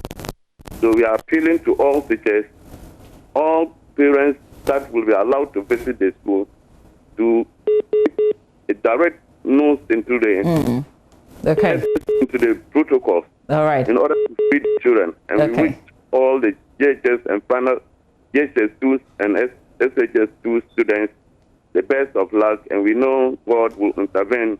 No school will record any COVID case. Amen. Thank you very much, Magnus. Kwame from Takoradi, kindly call me back. We lost you right when I was coming to you, so give me a call right back. Ajwa, yes. I didn't allow you to land. Yes. Yes. I was saying that sometimes they don't wear the nose mask, and it's like everyone is so busy. And sometimes when you try to keep your distance, they'll be like, they'll say, hey, what's so true or something. Yeah, like, what's so corona? Corona and those things. And I'll be like, corona is still there, but people don't really think about it. That's what I was telling my mom, that I think that the government should bring back the soldiers so that they punish anyone who is not wearing it. Because once the president told them that there are not going to be any soldiers monitoring us anymore, people were just violating social distancing rules. They were just moving about, not wearing their masks, not. We still have an active law though, so if the police arrest you, they can prosecute you because we have a law against not wearing nose mask. Let's go to Ashelman though. Ashelman, and let's speak to. Hello, good morning. Good morning. Yes, sir. Can you please give me your name? My name is William. I'm calling from Ashoma. Yes, William. Let's hear you. Okay. Thank God finally the students are back to school. But by the interview you had with some students now, you can see some of them are not wearing nose masks. And then I would say it has been our way of life. When you get to the town, people are not wearing masks. And I dare to say, having looked at the dynamics of the sickness, perhaps something worse could even happen. So my advice to parents is that they should make sure their children wear their masks when they are going to school. And then the teachers also have a responsibility. When they get to school, they should just check them so that wherever they go, they wear their mask. Okay. That is what I have to say. A very good call, William. Thank you very much. My last caller, Ruth in Takrady. Hello, Ruth. Hello, good morning, Ruth. Apologies there. I think I lost Ruth, but that's where we have to end the phone calls. We have to wrap up on this. Ajwa, you continue to stay at home. So for the rest of the period, you're still not doing interactive learning with your teachers. You're doing what they record and send you. Yes. Okay. And that's what you've said is not helpful. Yeah, but I also do some personal learning at home. And sometimes I have classes teachers who come home to teach me more and help me understand it. Okay. All right. So you go back to school tomorrow? Yep. What do we have to do to you? You're excited to see your friends? Yes, but I'm not going to go to school because of my friends, because I'm going to school because I want to learn. And I don't think we students should put inside our head that, oh, my friends are coming and stuff. You have to have your aim and focus that this is what I want.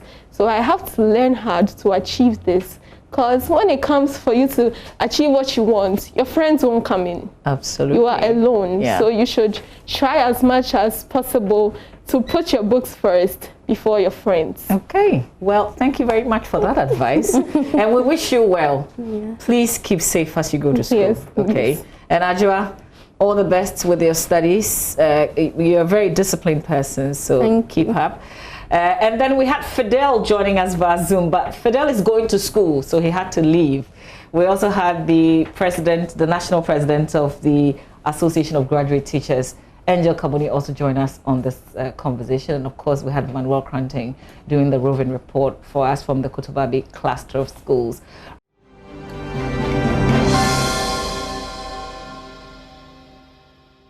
Right now, though, we have to cross over straight to the University of Ghana Business School in Legon. 9 schools standing, but only 3 will stand a chance of making it to the grand finale. And I'm talking about the National Science and Maths Quiz. We have great support here on Joy News from Adonko Hand Sanitizer and Next Level Energy Drink, Bright Senior High School in Kokrontumi, and of course DBS Roofing Papa Parfait. And we've done the coverage beautifully, making sure that you don't miss the competition, whether you're following on social media or the live broadcast here on Joy News. So we thank our partners, really. Bright Senior High School in Kokrontumi, DBS Roofing Papa Parfait, Adonko Hand Sanitizer, and Adonko Next Level Energy Drink. They bring us another conversation today. Maxwell Agoba is joining us. Maxwell, there isn't a competition today, so students are taking a breather, but some wild knockouts from Friday through to the weekend. What was the biggest one for you? I guess I didn't see the Pope John contest. I didn't see them going out. St. Peter's as well. I was absolutely heartbroken because of our friend Michael. Exactly. Exactly. I honestly did not see St. Peter's actually going out of the contest, because we all thought that Michael Obeng was going to power, the team to the grand finale of the 2020 competition. Many actually said that he was coming back. 2019 he got to the grand finale, so many thought that yes, his performance in 2020 will be an improvement of what he did in 2019. But we're all shocked. In fact, before they were kicked out, they had the highest, scores. That's at the 1-8 stage. They had 68 points. So nobody actually saw that coming. But at the end of the day, they were kicked out. And I think it's one of the shockers, if I would describe it as such, shockers that we've received here, at the 2020 National Science and Maths Quiz. So we'll be coming we're doing more of the analysis later on the show. But right now, though, I have with me Naneku Yankumastari, who is the Managing Director of Primetime Limited. I also have Dr. Lucy Ejipon. She is the Associate Dean, Faculty of Engineering and Informatics at the Academic City College. Academic City College, one of the sponsors for the National Science and Maths Quiz. Let me start off with you, Dr. Ejipon. Doc, I'm sure you've been following the National Science and Maths Quiz. Which one is a shocker for you, Wesley Girls? Wesley Girls has to be a shocker for me because I went to Wesley Girls, and considering how well we did last year, I was hoping we'd go forward, but I think we'll give other people a chance this year. Okay. We took a bow out a little bit early. So mine is St. Peter's SHS. I want to find out from you, Nanekia, which one is yours? Your shocker? Well, in a way, you could say St. Peter's also, but they gave that contest away. I mean, while I was sitting there watching, it was one of the few contests I actually sat inside the hall to watch live. And I was just so disturbed by their constant ringing of the bell in the speed race without waiting for the quiz mistress to finish asking her a question. And they got lots of questions wrong. If you notice, at the end of round one, they had 27 points. And Decider had 19 points. They were 8 points ahead. I did not understand the rush. And by the time they were done with the speed race, they had 28 points. And Decider had moved up from 19 to 27. And that's where everything went wrong. They gave that contest away. And Ola did them a very big favor. did Decider a very big favor by answering the two riddles. Yes. So and that threw them off completely. At the end of the day, they lost by just 2 points. I think if they had maintained their focus in the second round, the speed race, I'm sure they would have won the competition. But some are also saying that there was a lot of pressure on Michael Obeng to actually, deliver. So probably that could be the cause also. But you're leading by 8 points. What's the rush? Isn't it better to wait and answer the question, hear the full? Because there was, in fact, I was really, really troubled watching them. The first one they rang for without listening to the question, it was, I think the quizmaster said something about picking out of a list. And they just started by explaining.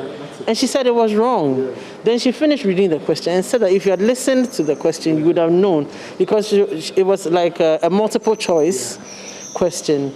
And Adisada just waited until she had finished reading the question and then gave the answer, which was one of the things that the quiz mistress had said. I had hoped that they would have realized that they needed to slow down from that particular instance. But it just went on and on and on, and I was like, well, they've given that contest away. Heartbreaking, anyways.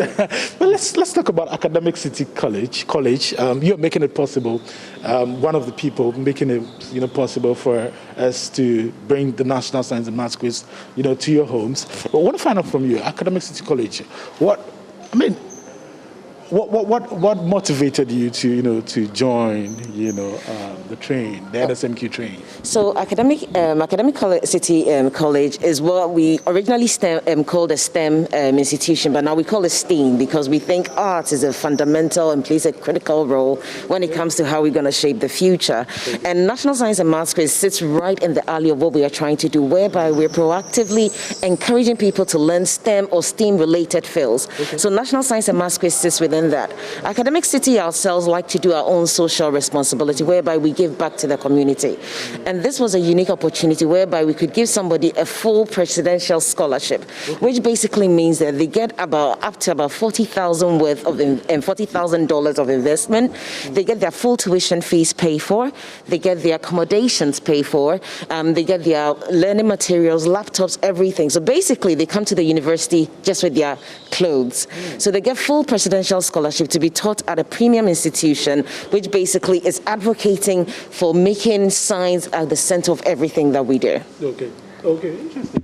So I want to find out what programs, is it just the sciences? What programs can I, if I want to come to Academic City College, which programs, for instance, and what makes them unique? Okay, so I'll start off with the programs. So at the moment, we have 3 faculties. So we have the Faculty of Engineering, which is the one that I head, and under that we offer electrical and electronic engineering, electronics and communication engineering, mechanical engineering, industrial and systems engineering, and computer engineering as well. Under our business administration, we did say we're a STEAM institution, so we do offer a bit of business as well. So the business administration and communication as department, we offer business administration and accounting, banking and finance, human resource management, and human resource management. In communication arts, we also offer advertising and PR and journalism. Okay. And then last but not the least, our new faculty is the Faculty of Computational Sciences, where currently we're rolling out information technology and computer science. However, what is very unique about what we're doing is trying to stay ahead of the trend and trying to say that what are the jobs of the future going to look like? Where are these going to come from? If you look at around us right now, there are jobs that exist today that are even helping the NSMQ that didn't exist several years ago, like the social media consultant, data analyst. So we are looking to roll out 3 new programs as well. This is in the field of artificial intelligence, biomedical engineering, and robotics. So those are the courses that we offer. Now, in terms of why is Academic City unique? It's unique in how we administer our courses. We have what we call our 4 main pillars. The first of our pillars is what we call experiential learning. Experiential learning basically means you have to live it, and you have to experience it, you have to touch it. And we're actually speaking with National Science and Maths Quiz about potentially including a practical element to National Science and Maths Quiz. I know that will change the game, but we'll go through the logistics of it to see if it's feasible at all. And we also believe that we have a pillar called unified learning. Unified learning is basically where your education mimics industry. There's no way that you go to any industry and you find one skills there. So for instance, if I come to Joy FM, you won't just find journalists there. You find sound engineers, you find financiers, you find the banking and finance people, you find advertising and public relations, and we think that's how we should teach as well. So where we teach some unified courses where we teach everybody together so we can all learn from our various disciplines as it works in industry. The third of our pillars is contextual learning, which basically says whenever we're teaching you anything, we need to make it relevant to the continent you live in, to the country you live in, and to the region you live in. So whenever we teach anything, no matter what it is, we make it relevant. We apply it here. So even when we're teaching courses in artificial intelligence, cloud computing, we're applying it to the agricultural sector, to a farm not too far away from us. And the last pillar, so that I don't take too much time, is what we call extensional learning, which basically says within 4 years, we know we can't teach you everything, but we'll give you the tools, we give you the know-how and knowledge to be able to apply in whatever sector you find yourself. I'm particularly impressed about how, we'll tailor-made, some of these things you talk about to fit our, to solve our own challenges. Because a lot of times, some of the things that we study in schools, really, you look at it and it's really out of touch for the people of Ghana. It's like maybe in the Western world or something. But if you're solving our own problems, then I know that definitely we're getting, somewhere, which I think is... Yeah, if I can give you a quick example, one of the things that we did, we're teaching our students about technology and society. What is technology and how does it impact your society? So we're looking at the latest new technologies. At the moment, solar is no longer new. Using solar energy is no longer new. But then people applying artificial intelligence and doing a couple of programs for the agricultural sector sector is relatively new.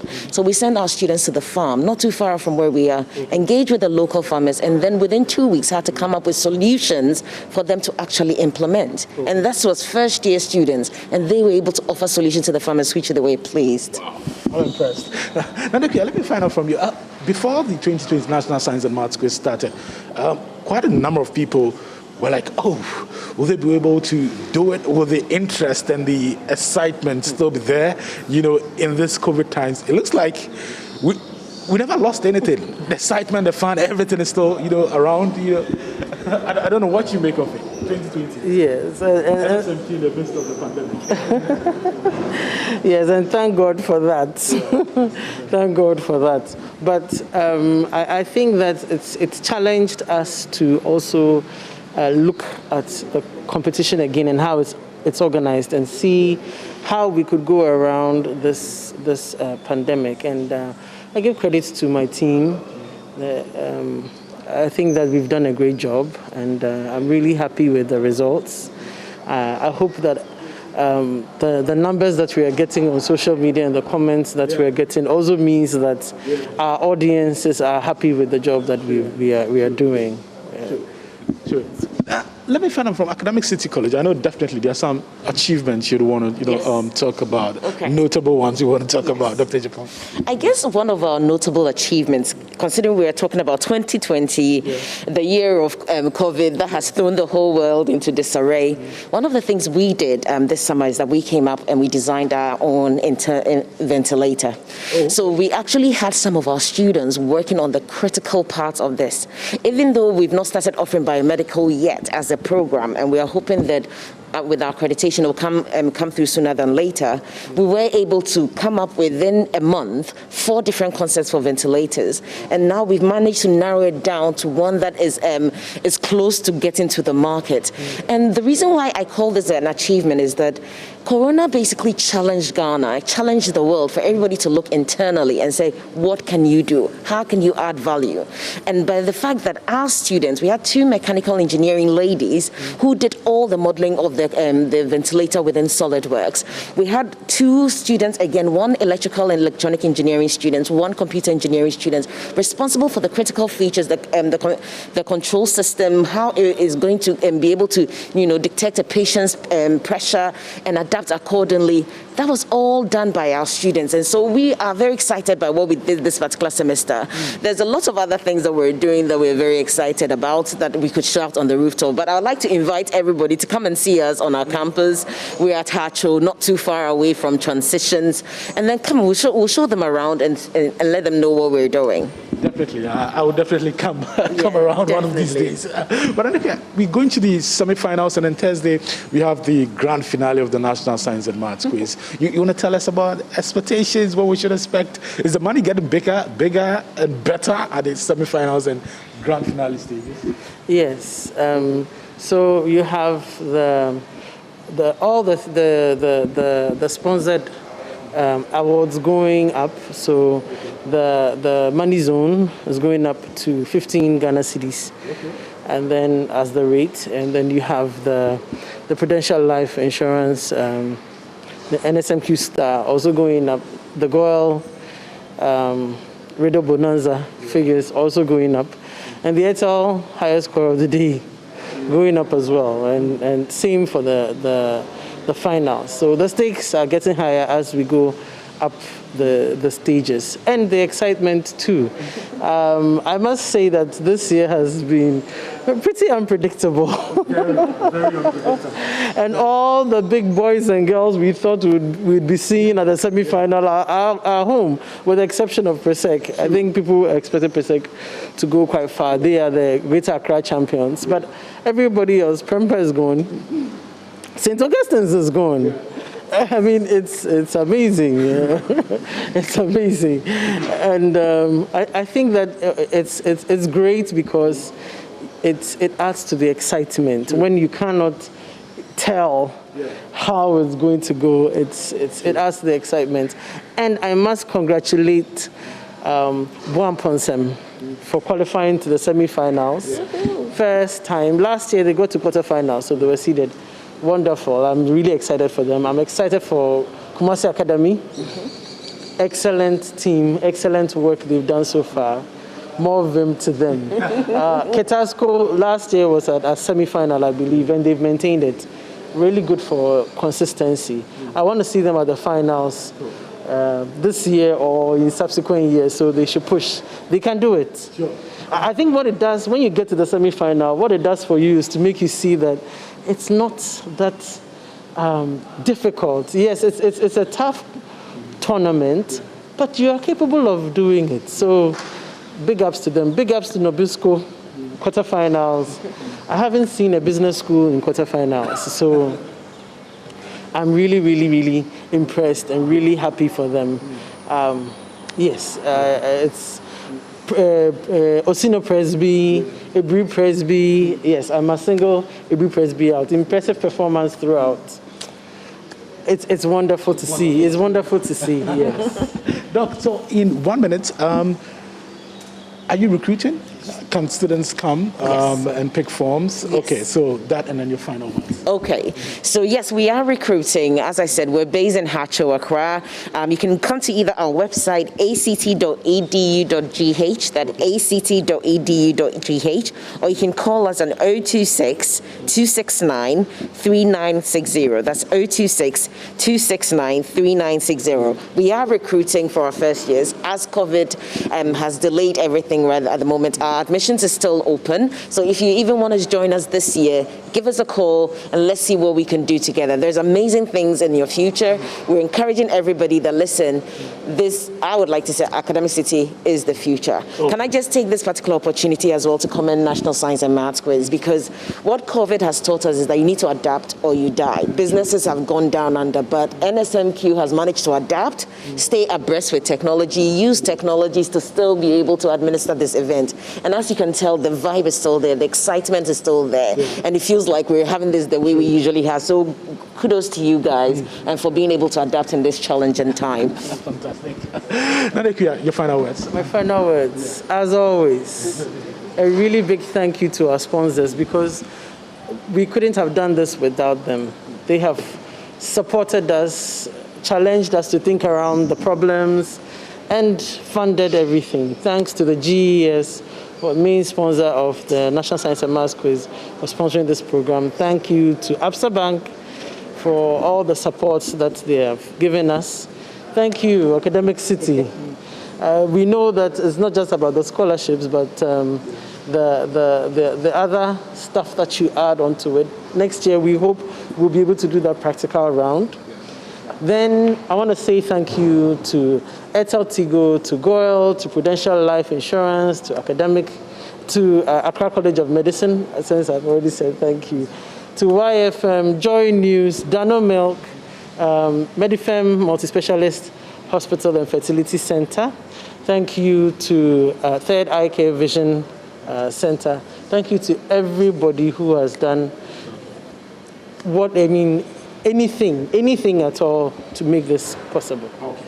Thank you very much, ladies, for joining us. Okay, so you just heard from Nanekia Nkuma Asare. She's the Managing Director of Prime Time, organizers for the National Science and Maths Quiz. You also heard Dr. Lucy Ejapon. She's Associate Dean, Faculty of Engineering and Informatics, Academic City College. Now, second set of conversation, I'm going to speak to these ladies, wonderful ladies. Efo Ansa, she's a contestant from Achimota School.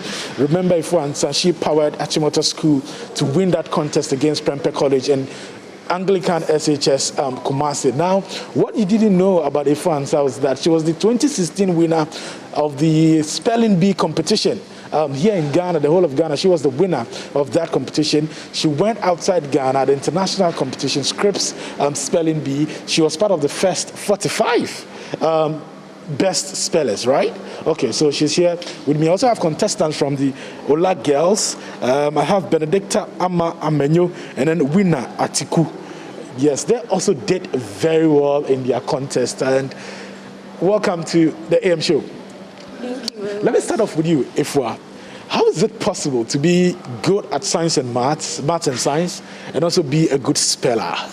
How is that possible? I think it all boils down to interest, because at that time I was 14 years old and I liked reading, and with the science and math, it's also an interest I have had as a science student in Achimota School.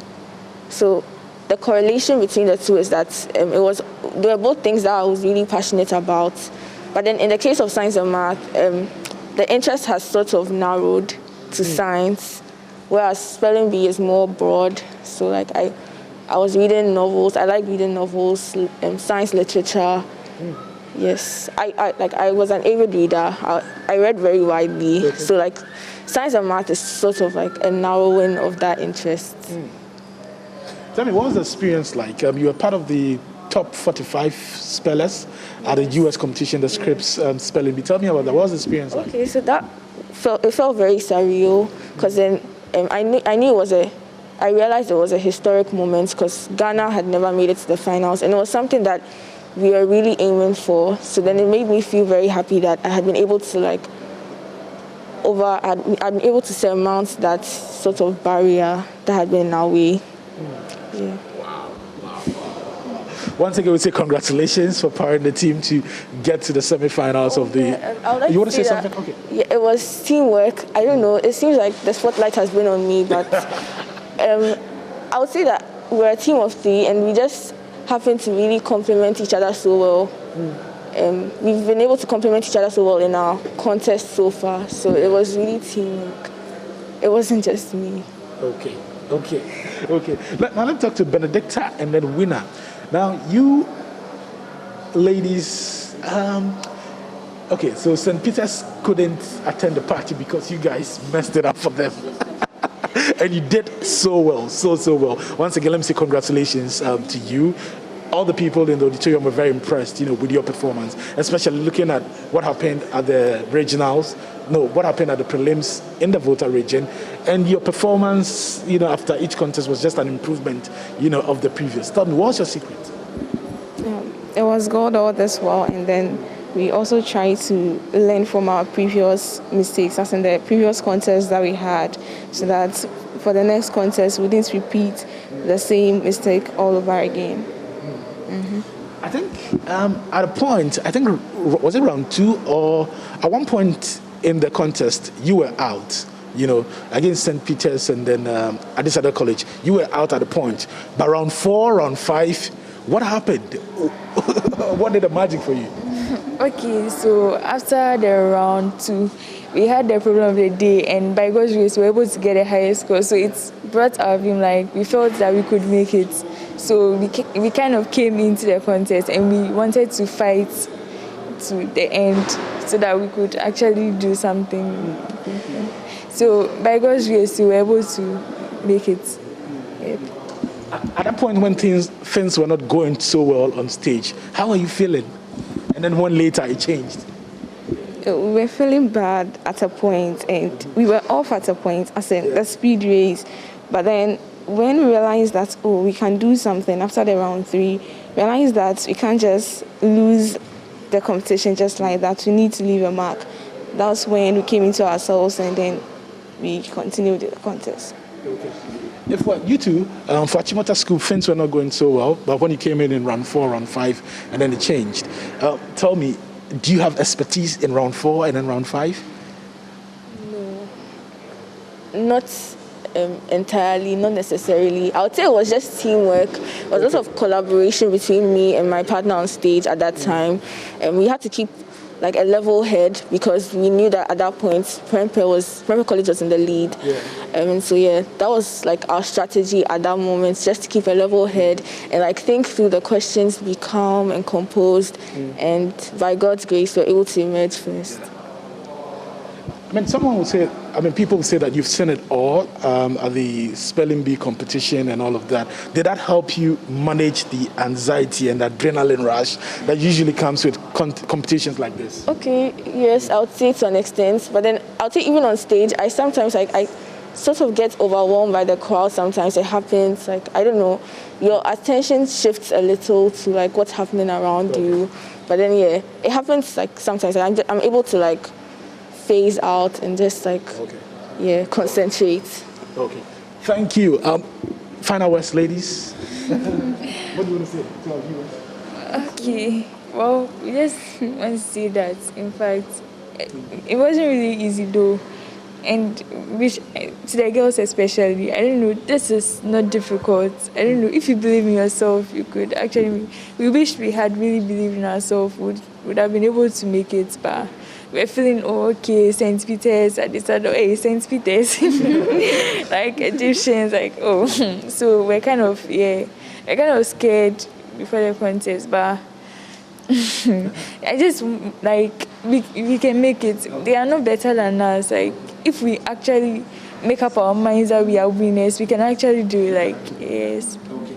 Once again, I want to say congratulations to you girls. I mean, you've shown them the girl power. You did it. You made it happen right here in this auditorium. Thanks so much for joining us. Okay, great.